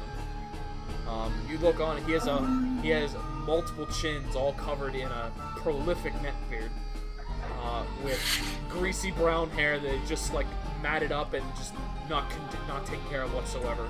A very piggish looking face with beady little eyes and a flat pug nose. So tell me, what brings you to the lair of the Mudman? We are searching for a friend of ours. He got taken by a giant bird. Oh, he's been kidnapping people again. Good. That's good. I needed more people for my pool. Glad to see my roommate is holding up his side of the bargain. What do you need people for? Shut your face, bitch! I ain't talking to you, I'm talking to my friends here. And he spits into the mud pool. Oh god, he's not feminist, I guess. Well, No. I see. I'm a little tired today. I've been having too much fun with my guests. And with this, you see a hand, like, actually climb around and you watch him just wave his hand and push down. All of a sudden, just to get dunked into the mud again. different person this time. Completely different voice. Poison. I don't really have the energy. As he's scratching one of his man boobs. I don't really have the energy to deal with you today, so how about you scamper on home and consider yourselves lucky that my little friend in the basement didn't kill you. I don't want to go upstairs. Can we just casually walk past him and just say, oh, we'll be going then, we're just gonna go. He's currently standing on the mud pool, and there is no way to the other platform without either crossing the pool or... I mean, that's the only... There's no physical way to get there. Just want to go upstairs. Let's maybe go upstairs. No. You don't need to go upstairs. You can just Go upstairs. So we'll go upstairs. Listen, you midget, I ain't gonna tell you twice. You get out of here, I'll show You already told my us twice. wrath. You already told us twice. Shut up! Get out! Let's go upstairs. God! And all of a sudden you see him lift a hand, and all of a sudden mud from the pool comes streaking towards you. And it flies right at you. I need everyone to make dexterity saving throws. I didn't catch that last bit. Who's making a saving throw? Dexterity save. Everyone? Yep. I'm not good at those. Oh no! It's okay, buddy. Okay. Alan Chris! Oh Can I yeah. You use all leap out of the my way. reaction to push Valgrim out of the way as well? Oh.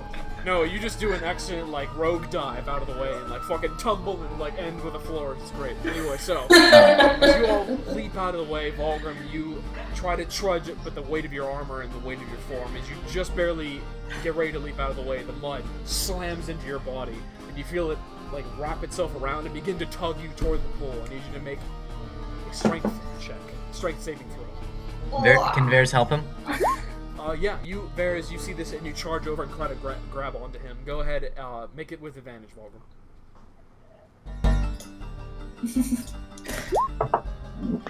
Okay, yeah, together, especially with Varys' help, you're able to just barely keep from being dragged in, but the mud hasn't gotten off your form yet. You're still being stuck there. Just Varys is keeping you from getting dragged into the pit. Should we? Come to me! Can I? Should we roll initiative at this point if we're gonna start attacking them? No, we can go out of this.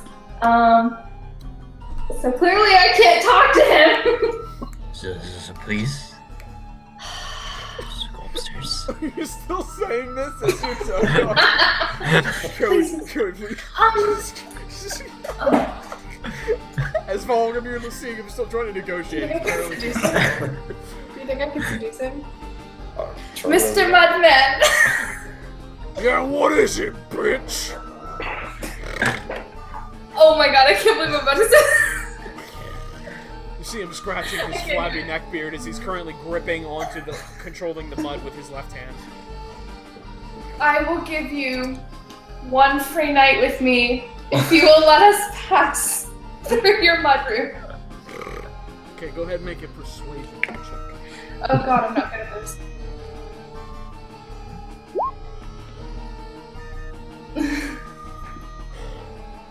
What I do turn to mean Emilia. by a night?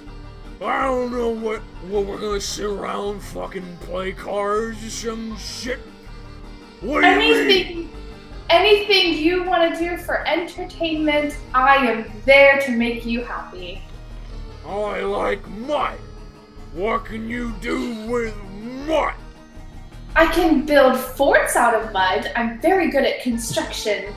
You think you can build something better than my mud fire? And he spits all over the mud pool. Valgrim, Vares, strength check, strength saving throw with advantage. As you're being drugged further. Both of into the us? pool. Huh? Yeah. Are you still helping him? Yeah. Yeah. Then Valgrim just make him with advantage. Oh, okay.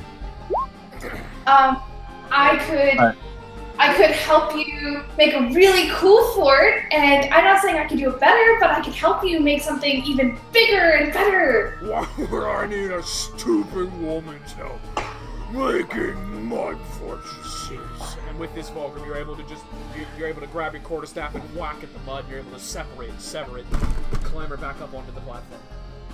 Alright, I've run out of patience for this one's game. I cast Catapult and hurl a rock at him. Okay, yeah, you're able to, amidst the mud, there are actually chunks of rock and soil in the... You find large. a small conch shell. Okay, so that's gonna be... Magically. Sitting on the floor. Okay, you hear him going, How dare you insinuate? as you see Alacris kind of stealthily picking up a rock nearby. That some stupid woman could possibly help? And he watches a rock flies toward and slams him right in the face, and he gets kicked off the mud pedestal that he was standing on. It was kind of like a fountain that just kept flowing over. You see him get kicked off and fall, splash into the mud. Can I get an attack of opportunity on him? Can we quickly run? He's 30 feet And Can I I- turn to the party can and say, I turn to the party and say, enough of his games. He has our friend and all of these people held hostage. Well, I'm just here for Treus. Treus. I can say his name. That's what I mean. Yeah, I'm not here to save the people Don't with it, give any though. of them up willingly. I don't care about We need that. we need to save these people.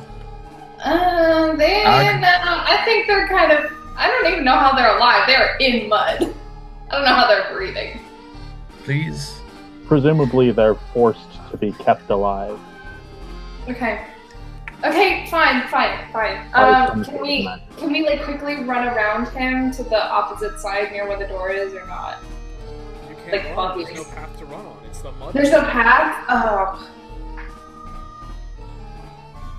Oh As god. you all Fine. stand around looking at after a while, he emerges from the mud again, flings it off him once more, and he says, and as you see him fling it off, you can actually see there are these strange markings on his skin that are currently glowing, like a deep, ruddy brown color. Before, and once he stops flinging the mud, they vanish again.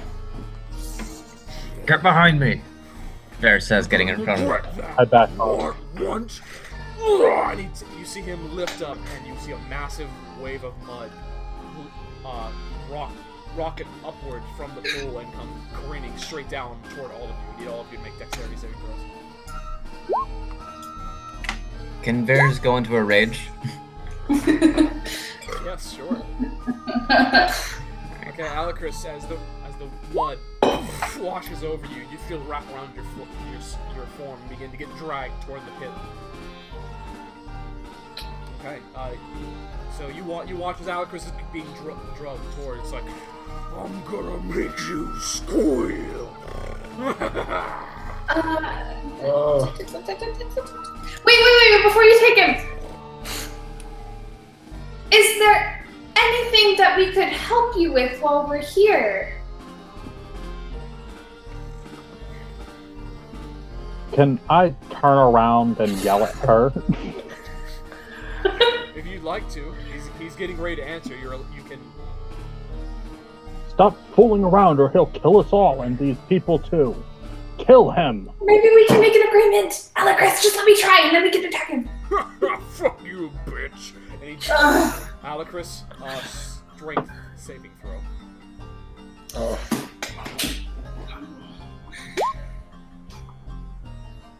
Okay, yeah, you're just able to barely keep yourself up, but the mud is continuing to tug you toward the pit. You're able to stop its progress, though. Okay. I bet you can't make a mud bridge. What'd you say you want? Yeah. I bet you can't make a bridge between us. You see my spire, my great magnum opus, and you have the gall to suggest such a thing. Alright, with that, I need you to make a persuasion check.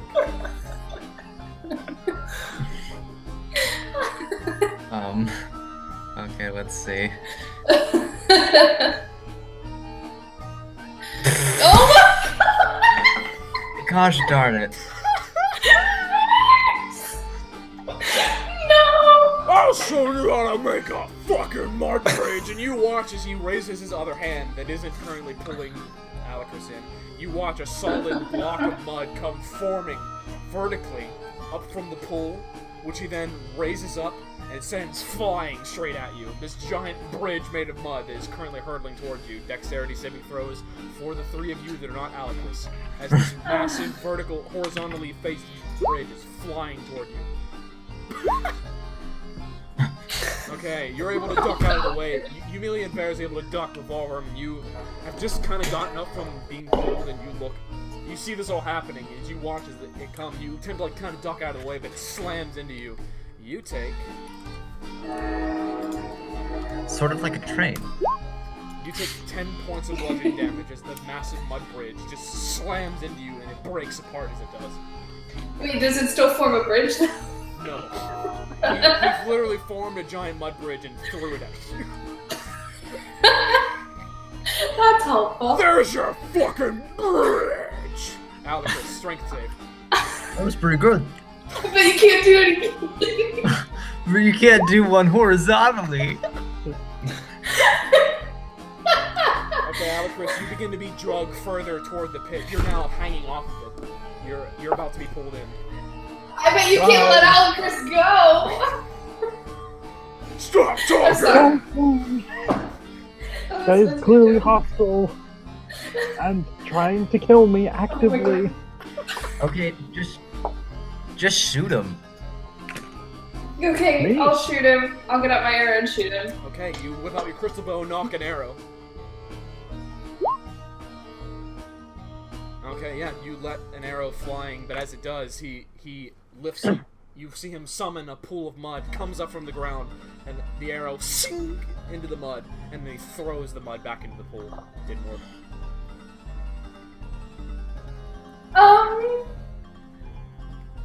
Okay, Too late for negotiations? Alucard, strength saving throw.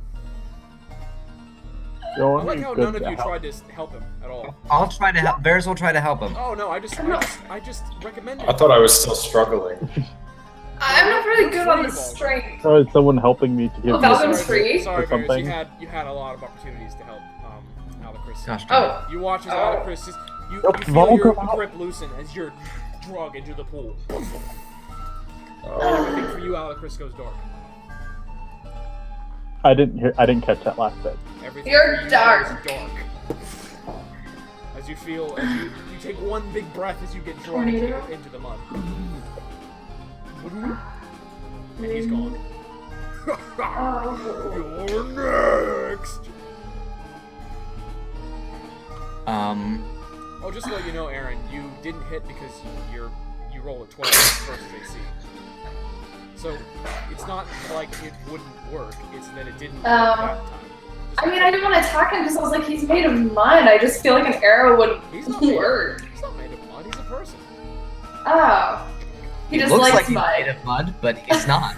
Covered in Oh. mud, but he's not made I of thought he was it. like, When you shot Really? that arrow at him, Mud. when you shot that No, arrow he's at him, human. it was a low roll versus armor classes. We literally just summoned a mud pool from the ground, he summoned a pillar of mud from the pool and stopped the arrow. Can I leap at him and attack him? He is about 20 feet away from you.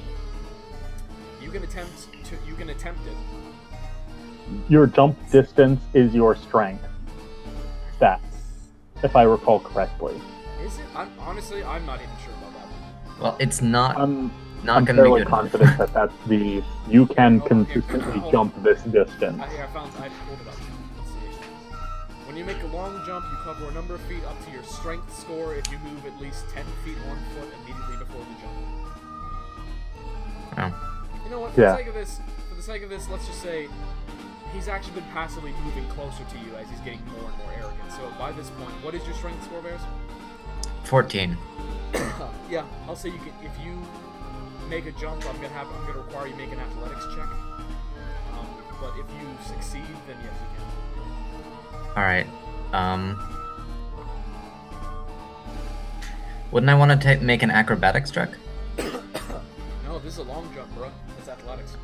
All right. I'm gonna give it a shot. Don't fall in. Bear's back has been backing up this whole time. You see him run, vaulting, right on the edge of the mud pit, leap forward with rapier in hand, flying toward. Frick. Frick. Can I reckless attack actually? Yeah. What does that do? I think that's pretty reckless. It gives me advantage, but it gives enemies advantage on me. Yeah, do it.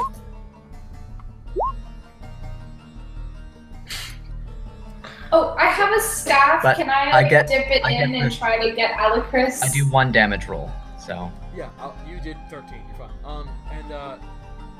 You can attempt to right now. Like, Okay, I'll do that. okay, you rush over to where Alcris was, and you take your staff and start shoving it into the mud, reaching it around. Alcris, perception. Is that even? I was gonna say a perception saving throw. That's not even a thing. Just It's go not ahead. a thing. Do a I mean, perception check. I'm actively like, I would be actively like flailing around where I can Flailing down, around. trying to like grasp since I'm sinking in the mud. Do I a had perception check. Varys, so perception perception check. As to try to grab it, to try to as find. you try, yeah, see if you can find it. Varys, you leap forward and you plunge your rapier straight through his peck as he's like, "What the?" Ah! You see Varys currently like holding on to a rapier, dangling from this fat guy's body as he's currently. Okay, that's gonna be. Get it, How does bears! concentration work again? I'm still new to that part. Concentration is they have to make a Constitution saving throw, and the difficulty class for it is either 10 or half the damage they took, Whichever number is whichever higher. one is higher. Indeed. Okay. That is. You dealt 13 to him, so he's gonna make a saving throw with 13. It'd be 10. It's half the damage, or Oh, 10, yeah, right. whichever is higher. Yeah.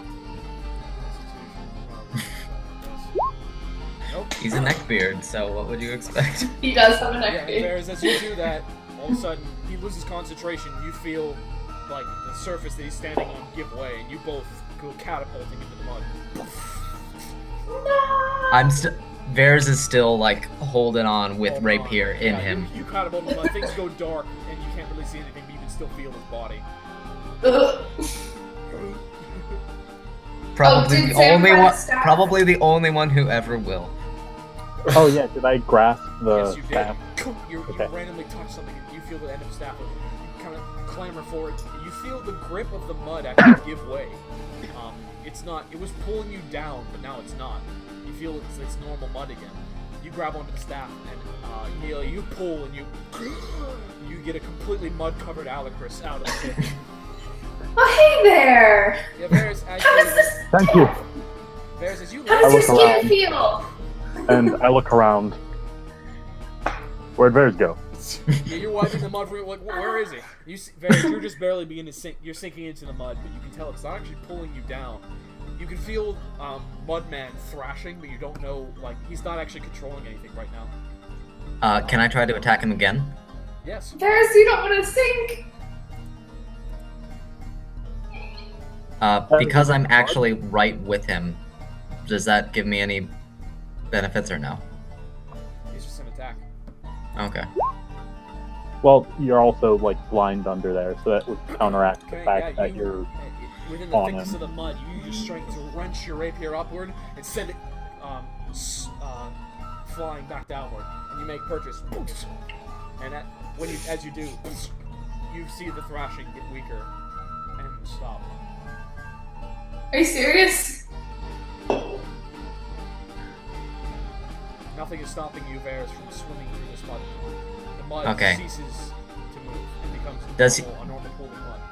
Does he have like any special thing, like necklace or anything? You can't tell because you're deep in the mud right now. You can't see it. Okay, Varys kicks off and like kick. Can I actually like as though like in a swimming pool, when you go down to the bottom, like kick up? Yeah, Can I try that? you did it. You kick up and you immediately come to the surface, covered in mud. Take a nice deep breath as some of the mud gets in your mouth. It's gross. And with this, Shake it off. actually, so Emilia, Vulgarman, and Alicus, you all see Varys come up, and all of a sudden, the first thing you see are a few bodies come, floating, up to the mud pool. Then you see a few others, start swimming to the surface, and quickly, now! And they start swimming over and grabbing onto the edges and pulling themselves up, where you guys have been standing this whole time. It's kind of like a platform. And you see, they look at you and they're like, thank you! Let's go! And they start climbing over the ladder and they start making their way down. You're welcome. And there are still some bodies floating in the mud pool, but it is now substantially less viscous and it seems from there you're kind of swimming around freely. It's essentially water. No, it's not water, but it's not like the pool of You can mud. swim through it. Yeah, you can swim through it. The pool of the Okay. mud that you felt when Vulgrim was captured by it was intense, and there was definitely no way you were going to safely get across. All right, let's get Come on in, out of the mud here. is fine. Can I Alright. possibly like leap to the platform and then the rest There's of the no way platform. over? 50-foot leap there, Emilia. Yeah, can I try that or not? Yeah, go ahead. Give me Try to give me, wall run across the side give me around. an athletics check. Oh yeah, you leap a solid. Let me check that. You leap a solid. What is that? Oh, 13 feet. Oh boy! Yeah! Cannonball! Right into the mud. All right, and then Okay, wall oh run. gosh, I put Snuggles over my head, and then I Sure. Okay. Yeah. You can Swing with make one your arm. blood as you hold Snuggles, who's just kind of like purring and like kind of confused. What is Alright, that? Alakris, already Varys- covered, is also going to swim through the mud. Okay, Yeah, you leap Varys in. makes his we're makes his just- way up to the thing. Okay. Yeah. You get to the platform across the room and you clamber back up onto it, and there's the rickety rope and board ladder. All right, let's continue up this After you, karate Varys. tower. Okay. All right. Okay, you begin to climb up the tower. As you do, however, you begin to notice. You look around, and as you're climbing, Oh. you see pieces of the wall begin to start falling. Oh. Okay, we gotta go fast. Like it's a slow process, but the walls are starting to crack and fall apart, and melt, and it's a mess. Like Charlie in the Chocolate Factory, giant thing made out of chocolate. Slow. Get to the top. If we get to the top, we can jump off the side and I'll cast Feather Fall on us all. So we can escape out of the top. Okay. Okay. Well, You guys that's climb? fine. Yeah, Trace. we have to get up in case Okay. Trace is in. Climbing. You guys climb up, and eventually you reach, you find a landing outside. The ladder leads to an outside. You step outside. You're now standing on. Embedded in the mud is tons of earth and rock, forming a spiral platform that curves up. You're currently standing there. You're standing at several hundred feet in the air. You look down at the swamp. You can see from here, from the spire, you can actually see Amblemere in the distance. Where you're standing, it's almost as if someone, maybe Bloodman, took like pieces of earth to form a platform that leads upward out of like broken like pieces birds of do. mountain and rock and dirt and soil. Kind of like how birds do. Come to think, like with Yeah. their neck. Kind of like that. Let's go. Let's go I up. kind of like that. The flavor. Okay, all right. You head up. You start heading Some to the delicious spiral flavor. path. Eventually, the spiral path. You're still the top of this is still very thick, but eventually you make your way up to kind of like a final platform, and you can see. The first thing you see is the white skull mask and black cloak of Atreus, who's currently lying unconscious on the ground. Yay! Oh. Yay! Timothy! There are splashes of blood around him. Uh, No. So he's out. You don't know how his condition. And with this, you see looming over him, calmly turns, is a skinny, like, gangly man who turns around and stares at you with a crazed eye and has feathers decorating every part of his body and is wearing ridiculous tribal-looking garb, like, completely over the top. Like, full Native American headdress, and what appears to be some kind of really poorly fashioned mask that makes him look like he has a beak. You look ridiculous. There's, it's your arch rival. So I was like, Ferris, go talk to him. Maybe you're related. Well, you dare to face Birdman? Bears charges and What the stabs fuck? him. Wait, no, Ferris! Bird person, no! So, Bears, you're charging? Yeah. Okay, as you are charging toward him, all of a sudden you see him, because you're a good like 50 feet away from him. So as you are charging for him, you see him whip out what appears to be some kind of like small reed instrument and go, and it echoes in the air. All of a sudden, flying up like right next to you, you see flying right over your head is the same creature that had taken Trace. Attack of opportunity? No, not that close. You see it fly straight over to the Birdman, who leaps up onto its back. And now that you're this close, you can see that this creature, it's a large eagle-looking creature with two massive wings and two talons on its front legs. On its back legs, it has the hooves of a horse. Chimera! No. Anyway, you're very so Chimera. You all know that's not true. All right.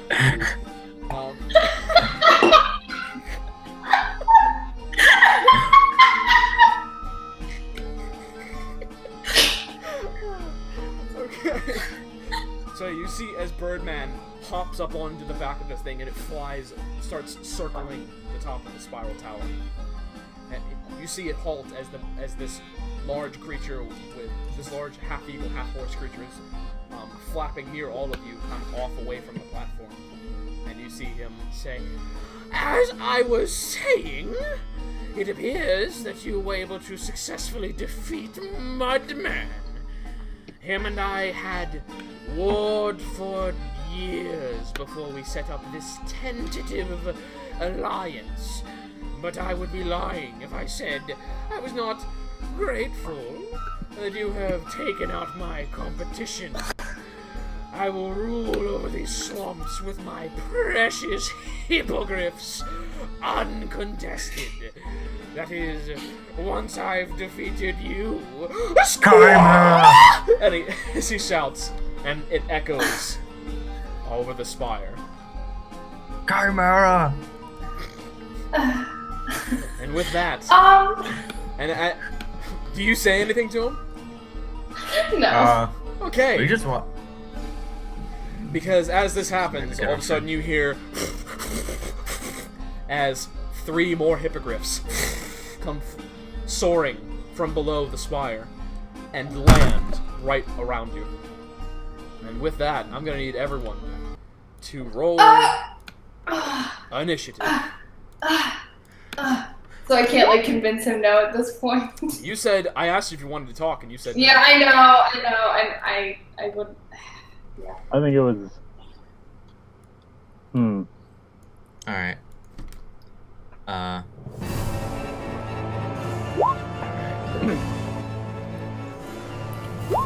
Ooh. Alright. And for reference, he is flying on this one. Okay. Okay? God dang it.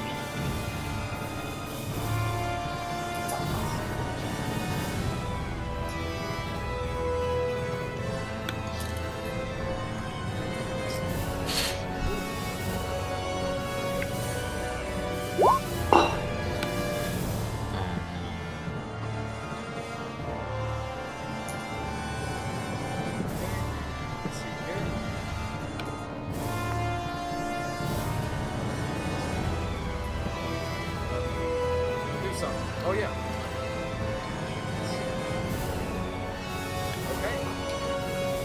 We're Okay. Amelia, you are up. Hi. Vulgrim, roll. I did. You did. I got it. Oh, I don't see it. I'm not in the turn He's order. a 3. I have you in my turn. I don't see myself in your turn order. That sucks. I have you. Where's Birdman? He's riding on this. Oh, okay, so Riding off. It's riding like away from the actual landing of the spire. He's currently flying in midair, but these Okay. landed like. I wanted to do Cordbreaker on him, and if I could do it on him and the Hippogriff. You can most Well, certainly- yeah, you most certainly try. I don't know. I don't want to hurt the animals because that is who I am. So I was wondering if I could just hurt him and then maybe they'll stop. But Well, definitely Probably bad not. hippogriff. well, maybe they'll stop being bad if I hit the guy. If Okay. they probably consider him a part of their pack, so Okay. Well, it'll hurt me, but I'll. Oops. Was that the longbow or the Celia? That was the Wrong longbow. one.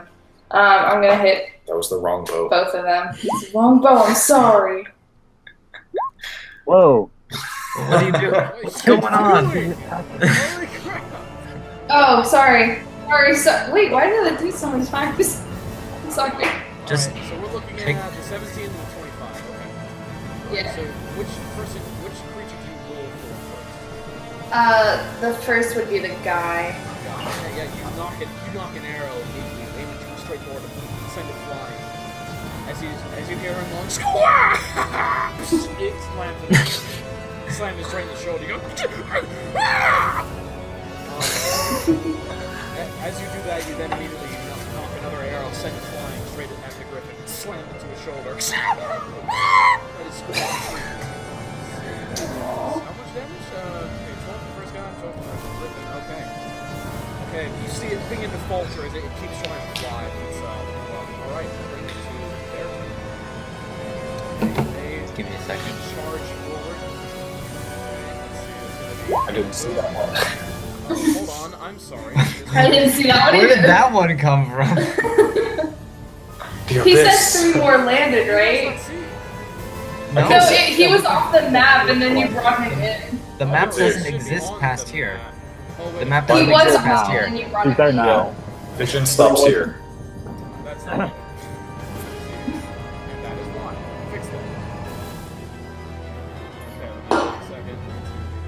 Ta-da. Oh, Good? there we go. There we go. Sorry, I didn't mean for it to be that. Right. Alright. There we go. Okay. Second, I can fix it. Yeah. There you go.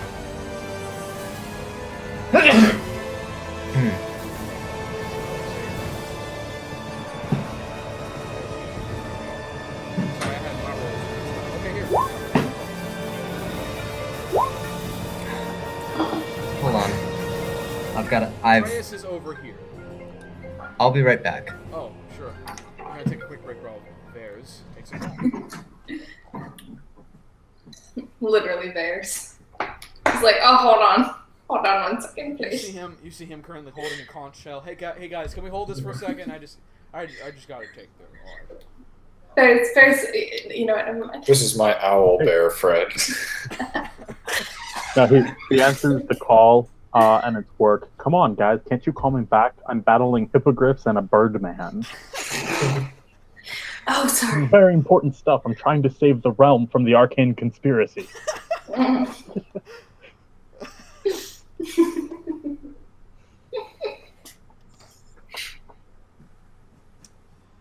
Real? How's your week going? Oh, hey, he's back. Yeah, sorry, my mom was locked out of the door. Locked out of the house. Matt! Aww. Okay, alright. That's unfortunate. Did you let her know that Matt, you're I heard you're battling doing hippogriffs? D&D! Now, where were we? Oh yeah, where is Reyes? Well, you look up as the griffin slaps his wings and comes charging straight towards you, and as its beaky claws come straight before you, pull up your shield and block. One beak attack, and one claw strike streaks across your shield. If you're able to block it, this one comes over, flying straight towards Amelia. It's gonna be... Okay, Amelia, you're able to at first duck out of the way of its beak as the being clamps over your head, but you look down just in time to see the claw streaking straight towards you, and it cleaves up your chest. You take 13 points of slashing damage.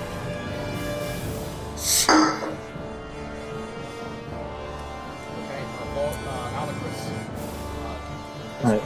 flies over to you and comes soaring down with its big claw.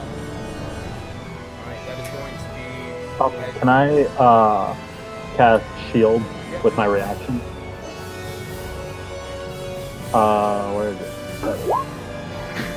Yeah, just as the beacon claw get ready to sink into your flesh, you, your focus, you throw it in front of you, and it almost looks like glass, this arcane blue bubble just pops into form around you as the beak and the claw slam into it. The hippogriff claws at it, it screeches right in your face. Okay. With that, it is, no, hold on, this one's going to fly forward, flies down the bears, still riding, with the birdman riding on it. Get him! Squaw! And it flies towards you, and is going to miss entirely, as it flies toward you, bears, you're looking out pissed off at this guy for having hurt your friend. You just duck out of the way, dodging hippogriff's attack. And it's in the air right now, so it then flies directly upward and flies back. Attack of opportunity? Not really, because it's able, as you're busy dodging, it's able to fly upward and move out that way. Huh. Yeah, go ahead, do it. Because attack of opportunity, I guess, would be a dome. It's, not generally not considered that way because it's never usually Okay, yeah. As it lifts its wings up off you, as it gets ready to flap its wings and fly away, you immediately send your rapier straight into its neck. And you hear it screech. And as you see the hippogriff cough up, it falls dead. You see the birdman come crashing off the hippogriff. How dare you! Squaw! That brings us to... That's how it's actually now Alec's turn. Sorry. Yeah. Alright. If I use the disengage action, will that prevent attacks of opportunity from both of these ones that I'm next to? Or just one? No, yeah. When you disengage, you can't. Okay. I'm going to disengage and then move here into the center of the group. And then, actually, I'm not sure if I would be able to do this,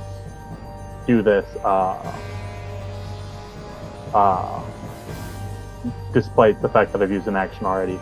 But can I reach into my bag, pull out the little metal cube, and shout out the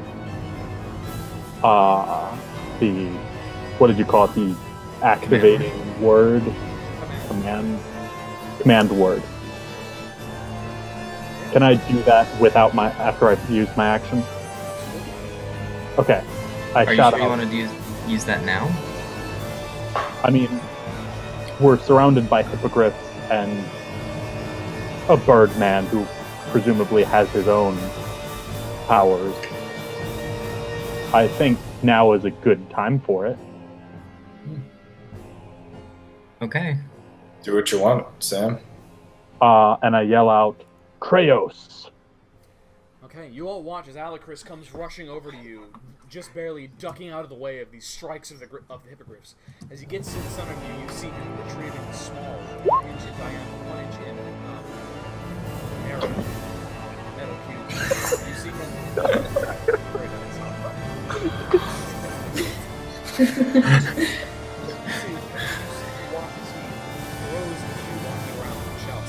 Kraos! And as he says this, all of a sudden you actually hear an echo. As he yells that, his voice is way more powerful than it should be. You all watch as the cube hits the ground. See, as it hits the ground, you watch as it seems to splat into the ground and forms and begins to swirl and form a pool of shiny gray liquid metal that surrounds your feet.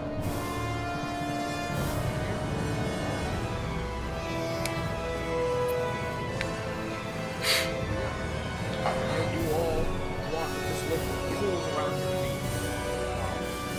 And you begin to step on top of it just to like avoid it pulling around your feet, but all of a sudden it turns solid. And suddenly, you watch as from the sides, where the pool stopped in a perfect square,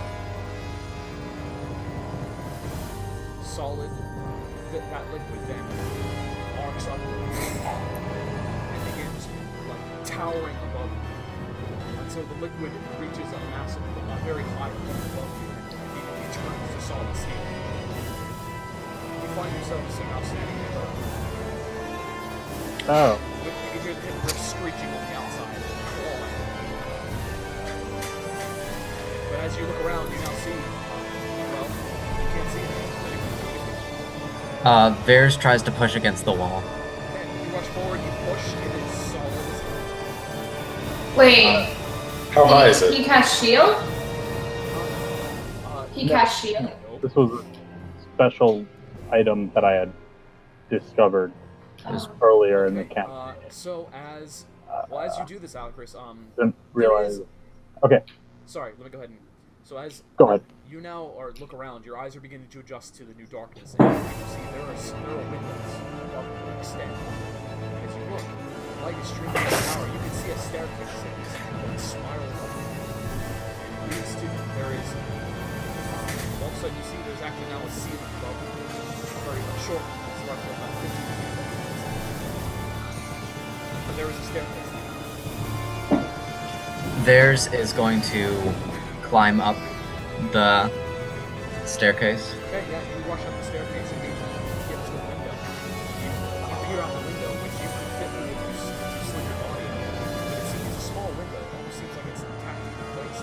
Like nothing's supposed to get through. And you look and you see the is circling the tower and flying around. You actually look down and you see Birdman. It's kind of like, what is this madness? Squaw! Can I stab through the hole? Yeah, there's nothing near the hole. Oh. Can I run up and... You look upward and you can see this tower extends extremely high up. Yobi, fire an arrow through the hole. I'll do that. Okay, that's Varys' turn then, I imagine. Yeah, Yeah. Alright, Vulgrim, you're up. and he gets out of the way, so I forgot turn order. So, how high actually is this? Would you like to use your turn to find out? No, I don't. Because you would have to literally climb to find out. Okay, so I guess you just said it's extremely high. Well, I'm sorry, I misspoke. It's not extremely high, but it's pretty tall, considering what you just did. Take you it. But you'd have to inspect it further to find out how high it is. Okay. Sure, I'll do that. Okay. What do you want me to roll? Wait, so you're just gonna... You just have to run up the stairs, dude. Okay, well, So- I'm gonna do that. Cool, because what it'll do is it'll take your movement and your dash to run up the whole thing. Sure. Okay, yeah, you rush up, and because of the nature of the spiraling staircase, it takes you your full movement and your full dash to get there, but you wager, once you've reached the top and you reach the top room and are looking out the windows, this tower is 30 feet high. Okay. Okay, and with that, Emilia, you are up. You're currently on the base Yay. floor. And there goes that. I can't hear you if you're talking. You're having a problem. And we pause. Oh, Sorry. Hello? hello. Zach is my... Microphone. voice. Got it. Yeah. Sorry, that was weird. You're good now. okay. Okay, Emilia, what do you do? Can I run up to a window Yeah, you run up the stairs. and There's- shoot Birdman? Yeah, you rush up the stairs. You get to a window, and as you peer out the window and have your bow and arrow in Can't hear you. Can't hear you. Hello. Why can't I hear you? Wait. Hello. Hello? Hello. Okay. We're good. Yeah. Hello. Okay. Go. Okay, so yeah, you rush into the second floor and you can see there are multiple windows on each side of the room. I think you just arrived at. You get to one part of the window, draw have your bow and arrow in hand. You look out, you see the Griffin currently circling the tower. You see Birdman down on the ground, kind of like cursing at you. What do you do? Shoot an arrow for man. Okay, do it. Okay, yeah, you knock an arrow and send it flying, but he's able to. And he like leaps out of the way of the arrow and just barely misses his leg. It's like, stop it! Okay, with that, hippogriffs take their turn. You can hear claws scraping on the outside of the tower as they slam into it and start pecking at it, but ching, ching. Emilia Bears, you're leaning out of windows, all of a sudden they fly straight towards you. Ching! But you duck inside as they're reaching their claws inside and they can't fit. Can I stab at it? Stab me. Stab with my arrow. I would like to get to a window and fire. First floor. Go First floor. first floor, yeah. Okay, yeah, sure. You lean out, you can look out the windows and you see the griffs currently clawing at the windows on the second floor. Okay, I would like to cast Firebolt at the nearest one that I can see. Yeah, you got it. That'll be from where your perspective is. We'll go ahead and say for the sake of it that Vares was over here in the fortress, he was there, and you ended up over here. Okay. Firing at that one. Give me a second, I need to reset the music. Okay, go ahead. Ah! You kind of reach out awkwardly through the window and fire a firebolt up there, but it's able to, as it's flying away from the window, it just passes it up. Is this the structure? Kind of like that.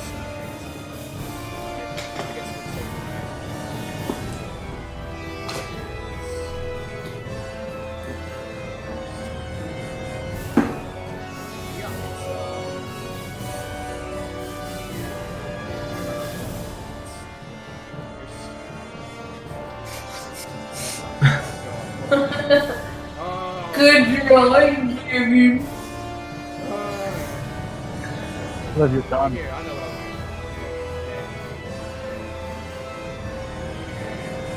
doing. Come on, DM. What are you doing? Oh, that's There a we pretty go. square. Nice square, Jimmy. You actually look Man. up. You actually, Vulgar, as you're currently inspecting the area, you see that when this tower rose, that the corpse of the griffin that was slain was actually kicked off and is currently falling down the side of the I spire. was about to say, did we build our foundations on the dead griffin? Its He's corpse just just was innocent. split in half. Okay. Chris, that was your turn. Bears, you're up. Okay. Are the is like the talon and beak of the creature still like clawing through? Still near you. Yeah. All right. I'm going to do a reckless attack.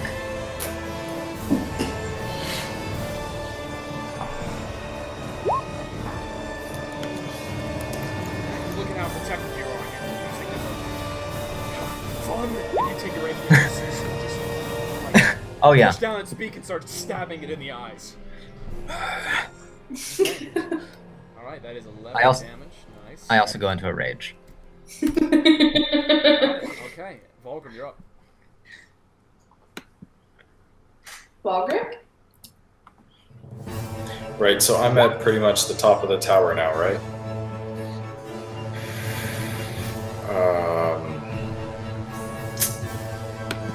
Okay.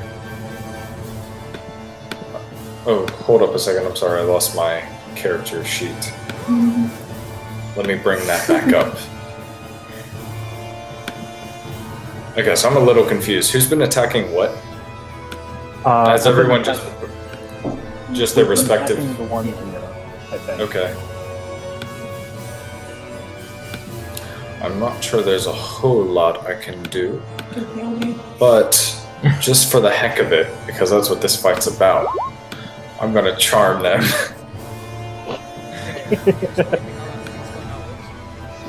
I Well, see that I did not first- link it.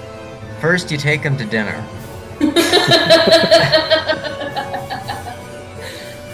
Okay, so as an action,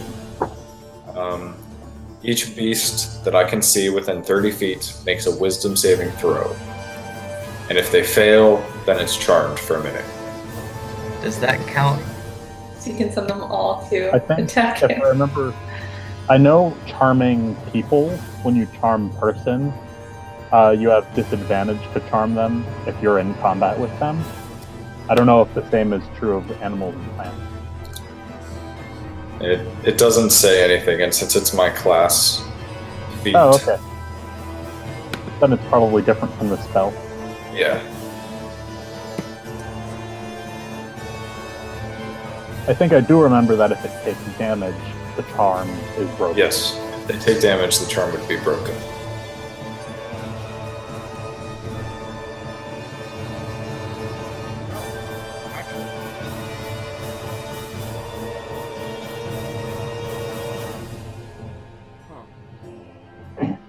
Well, interesting. So I'm gonna need to retcon a few things here. Sorry, didn't read this full thing. So first off, it wasn't a staircase, it was a ladder. Okay. So there's no staircase; it's a ladder with 2 floors. Okay. Okay. So it's only 2 floors. Sorry, Well, it's whatever you want it to be. However, there is this ladder that's anti-trapdoor. To see all the riffs, you need to Okay. Sure. you rush up the ladder, open up the trapdoor, pull yourself up, and you can see all the riffs. So you can like attempt to Sure. Okay. What's the DC? How do I find that out? Well, you know what? It's your. Hold on. First off, It would be your- what type of saving throw? Wisdom. Wisdom. Okay. For you, it's 8 plus your. That would be 8 plus your. So 10 plus your plus your wisdom body. 14. 14. Okay. Yeah, 14. So it's a wisdom saving throw. Okay. Yeah. So this one over here. Resist if you watch it. So you don't hear the strange, like, maybe like this loud, like meditative noise. It's kind of almost shaking the tower. As well, when you reach out to all the members and try to like tap into their minds. One resist your effect. These two are charmed. Now, what is the effect? It's just basic charm. So yeah, it's not mind control or anything, but yet they're friendly to me and my allies. Okay, all of a sudden you see these hippogriffs are coming along the tower. And they start flying toward you all. Land perched on the tower. Nuzzling you with their beaks. It's kind of a Aw. Snow White moment. Cute! Let's keep them. You motherfucker! I'll kill you! I'll rip out your stomach! I'll put it in your throat! Squaw! He's just having a bad day down there. Can I, as a bonus action, can I point at the Birdman and make like an angry gesture at these hippogriffs? Well, you can say he's being hostile towards us. Yeah. Like, Again, I don't. But I'm asking about the nature of business. Can you command them to attack stuff, or are they just... No, they're friendly, but I can communicate with them as I would communicate with anything. So that's why I'm pointing and gesturing. You walk over, you gesture, you're just like making angry gestures straight down at him. They kind of like look down and look to you and this. They look kind of confused. Okay. This Aww. one is still Hostile. he's just Yes. still clambering in the tower. All right, you deal Poor with it. thing. Attacking Birdman. Hey, you knock an arrow. Shoot! As you hear him yelling out horrible curses up above, and sinks. Ah! And he spins him around and sends him flat on the ground. Ah! And the hippogriffs still just gonna kind of like kind of sitting near Vulcan. Whereas Cute baby. this hippogriff continues to clamber the tower near you, Bears. Shove its claws into the window. Actually, given that, I will say it was able to get its claws, as you were attacking it, it was able to get its claws through the window. Not its beak. Consequently, you're raging, you take 7 points of slashing damage as the claw reaches in and sink right in your chest. Amazing. 7 points of raging, 7 points of damage. 7 points of damage. Alright. Alright. Alacrus, you're up. These two Alright, hippogriffs are currently on the place. There's only one left. It's hostile. You guys don't know what's happening. Like, the hippogriffs have gone, saw them fly up to the second level, to the roof. Above the second level. You don't know. Ah, Fulgrim is up there. I climb the ladder and open up. To climb up to the top of the ladder. Okay, so I get to the top. I do that. You open the trapdoor and pull yourself up and holy crap, they're right there. The hippogriffs are currently, they kind of look at you, but you see Vulgrim currently just kind of petting them, just looking at you and kind of shrugs. Pets. You're very confused and like you're scared, but what's happening? Oh, okay. Okay, All right. Bears, you're up. Gonna go with that reckless attack, bro. You got it.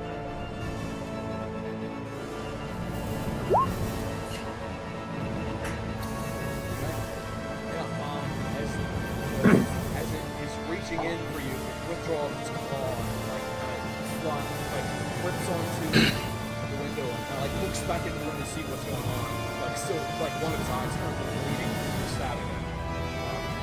You take your rapier, grab onto its beak, open its beak up wide with your two hands, and shove the rapier straight upward into its cranium. Dinner time!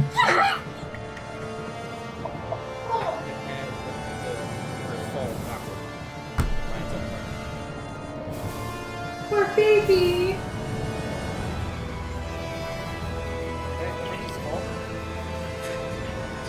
Okay, where's the Birdman?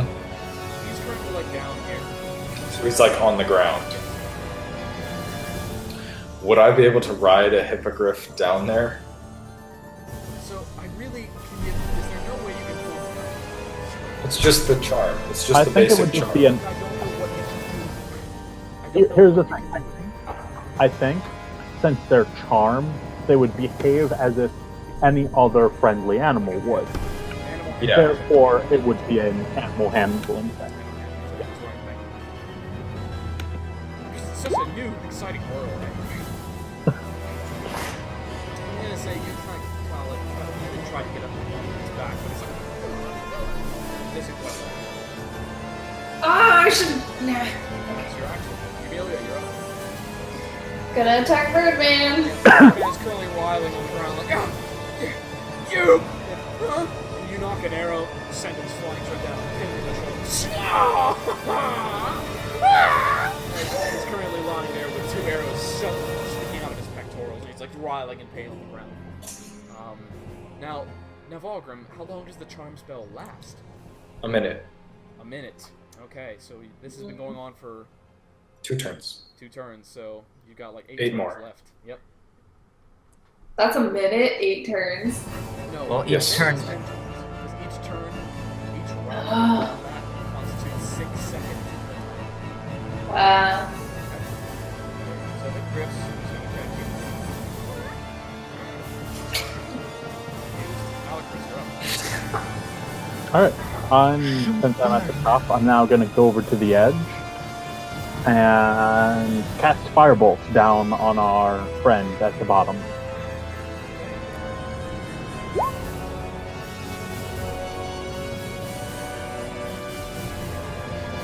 How high up approximately is this again? 30 feet.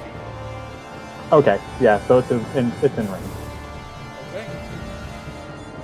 Well, You're a mighty purple flag. You see this guy decked out in feathers and a bow curled on the ground, like ripping his shoulders, like trying to get the arrows out. Looks up at the time. As you send a bolt of fire flying straight down toward him. And you hear one final squawk as the envelops his body and lights all the feathers on fire. You see him like rolling on the ground trying to pat the fire out. You see his flesh searing the floor. You're dead. Ugh. Okay. Okay, you guys have. Should Let's see here. Let me go ahead and pull up my handy dandy timer. Because you have.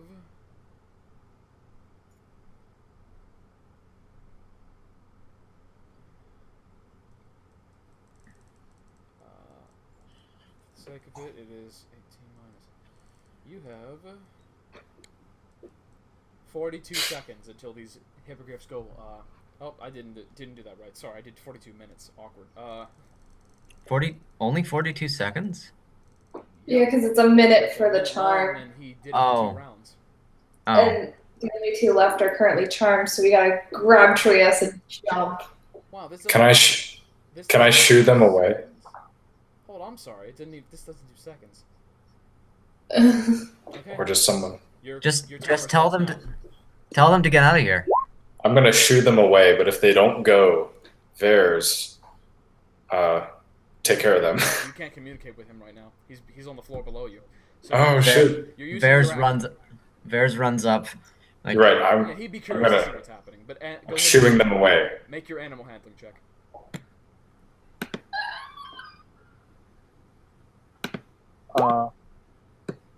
Okay, yeah, you're able to just kind of like shoot them away, like tell them to, go do something better with their lives, and they go.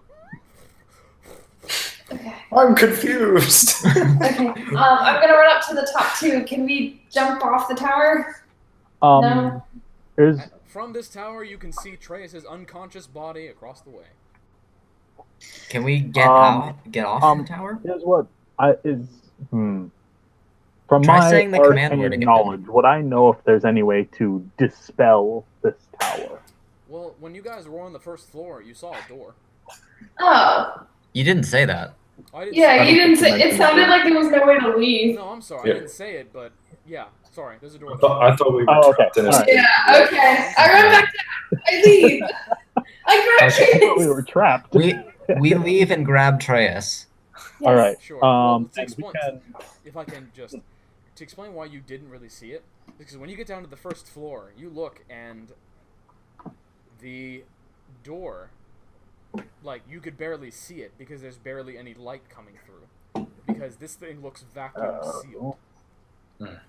Okay. Okay. And when you first get there, you shove on the door, it does not budge. Vers. There's your head. I'm gonna try because I'm the one who activated the thing, Mhm. so maybe it'll respond to me. All right. Well, I have Well, I can't advantage open it. on strength saving throws while I'm raging, so I'm gonna try it. Well, that's a strength saving throw, Okay, sir. you This can would be try. a strength check. Oh, you're right. I think I also have advantage on strength checks. You're while also raging. closer, so you would get to the door first. I have advantage on everything. Strength, actually. Is I that do door actually, locked? I believe, when I'm raging. Okay, go ahead. Is that door? Oh, let her rip. Okay, yeah. Yeah. How do you try to open the door? Like shove it open. Okay, yeah, you run forward and shove. Punk. Does not give whatsoever. All right, I'm gonna You're so casually walk up and try to push it open. There's no handle. Oh, I'm just gonna casually walk up and push it open. No, you walk up and tunk. It doesn't go. Try saying the command word. As you say Kraos, tunk, the door flies open. As this large, heavy metal carves against the stone of the mountain. And the door's open. Vers walks out and kind of limping, tired, goes over to Treyas and picks him up. Let's get out of here. How is the tower? Like, is it crumbling apart? No. You mean the tower you summoned?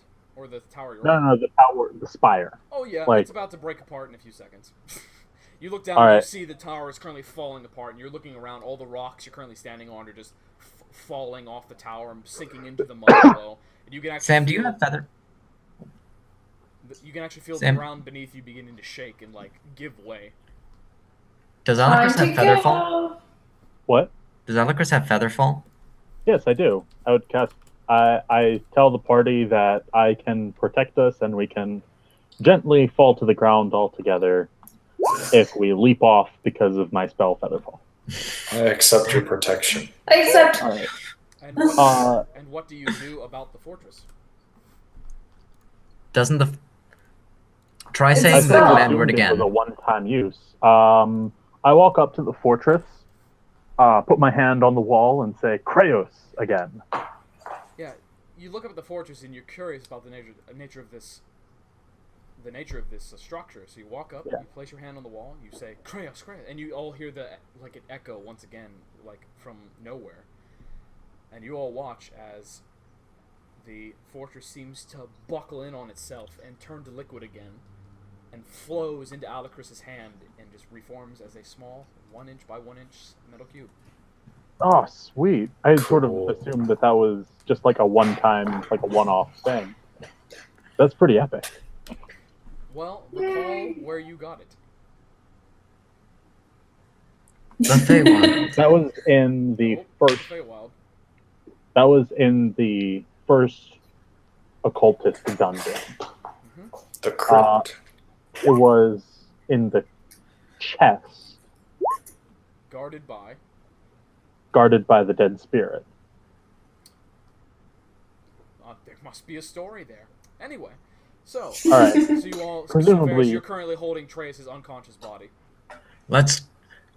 If we're gonna jump, let's do it now. All right. So someone, you said Varys is holding Treus's body. Mm-hmm. Okay. All right. All together. Leap off the edge.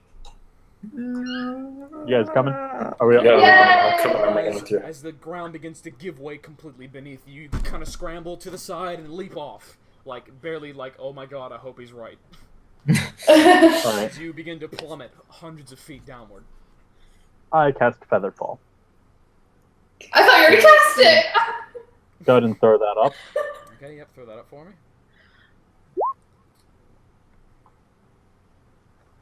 5 falling creatures within range. Volunteer's rate of descent slows to 60 feet per round until the spell ends. If it... 60 feet, huh? Per 6 seconds. Per, Yeah. Per round. Yeah. So it's 10 10 feet per is second. not that fast to fall. Oh, per It's round. 10 feet per second. 10. You get to 10 feet per second falling speed Mhm. at approximately a 10-foot fall. That's about how fast you're falling after like 10 feet. I'm confused about the verbiage of this. Oh, Your if the speed creature that you lands fall? oh, it's simple. If the creature lands before the spell ends, it takes no falling damage and can land on its feet. That's it. Yay! Okay, yeah, you all leap off and feel yourselves plummeting down, but then you all look over his Alucard's focus. He holds in his hand, it spins rapidly, and all of a sudden you feel yourselves enveloped by this strange wind. And you just begin falling slowly. Eventually, as you reach the ground, you feel yourselves just kind of get drifted down right onto your feet. As you turn around and see the massive spire of mud and rock is caving in on itself and just falling apart. And the river of mud is actually beginning to pour around your feet and is getting higher and higher. Let's go. Let's go fast. Okay, alright, yeah, you guys charge out of there, like start swimming through the like getting rushed away, like kind of tossed. Eventually waves of mud start carrying you through the swamp as you're getting tossed around and slammed into trees. But eventually, after several minutes of this nonsense, the drift just kind of comes to a halt and you're all just kind of floating in mud. Let's do that again.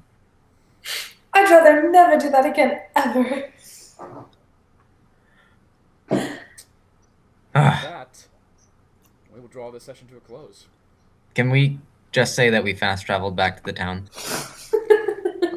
No, we have an Probably unconscious not, because Trius. the session ended. Well, no, it's fine. Yeah, eventually you guys, I imagine you guys do something to sustain Trace, yeah? Yeah. I was gonna shove a health potion down his throat. No need for that. Like, Volgrim, Okay. do you have, like... No, Spare the dying. Yeah, you have Spare the Dying. It would have been fine. So, yeah. You eventually wake Atreus up. He just kind of like, he thanks you for having come to save him. And We all head back to the inn you'll head and back. You all get stared at as you walk through the town, covered in dried mud. And like, oh god, who are they? Eventually make your way back to the inn, where Falmer is currently like, oh come on! As you begin tracking mud through his inn, and that is where we will call this session. all right. Let's see here. How much experience did we get from that? Yeah, let's go ahead and factor that in, shall we? Mudman. Mudman! I hope the corpse isn't smelling up the hotel room. Okay. Hasn't been a problem yet. We've been moving. You all receive. Let me just double check something real quick here. You all receive 300 points of experience. All right. Yay. Solid. Okay, and that. Actually liquid. And that is that. All right. All right. Okay. We made it. We did survive. Oh, what a night. What a night indeed. How messy. All right. We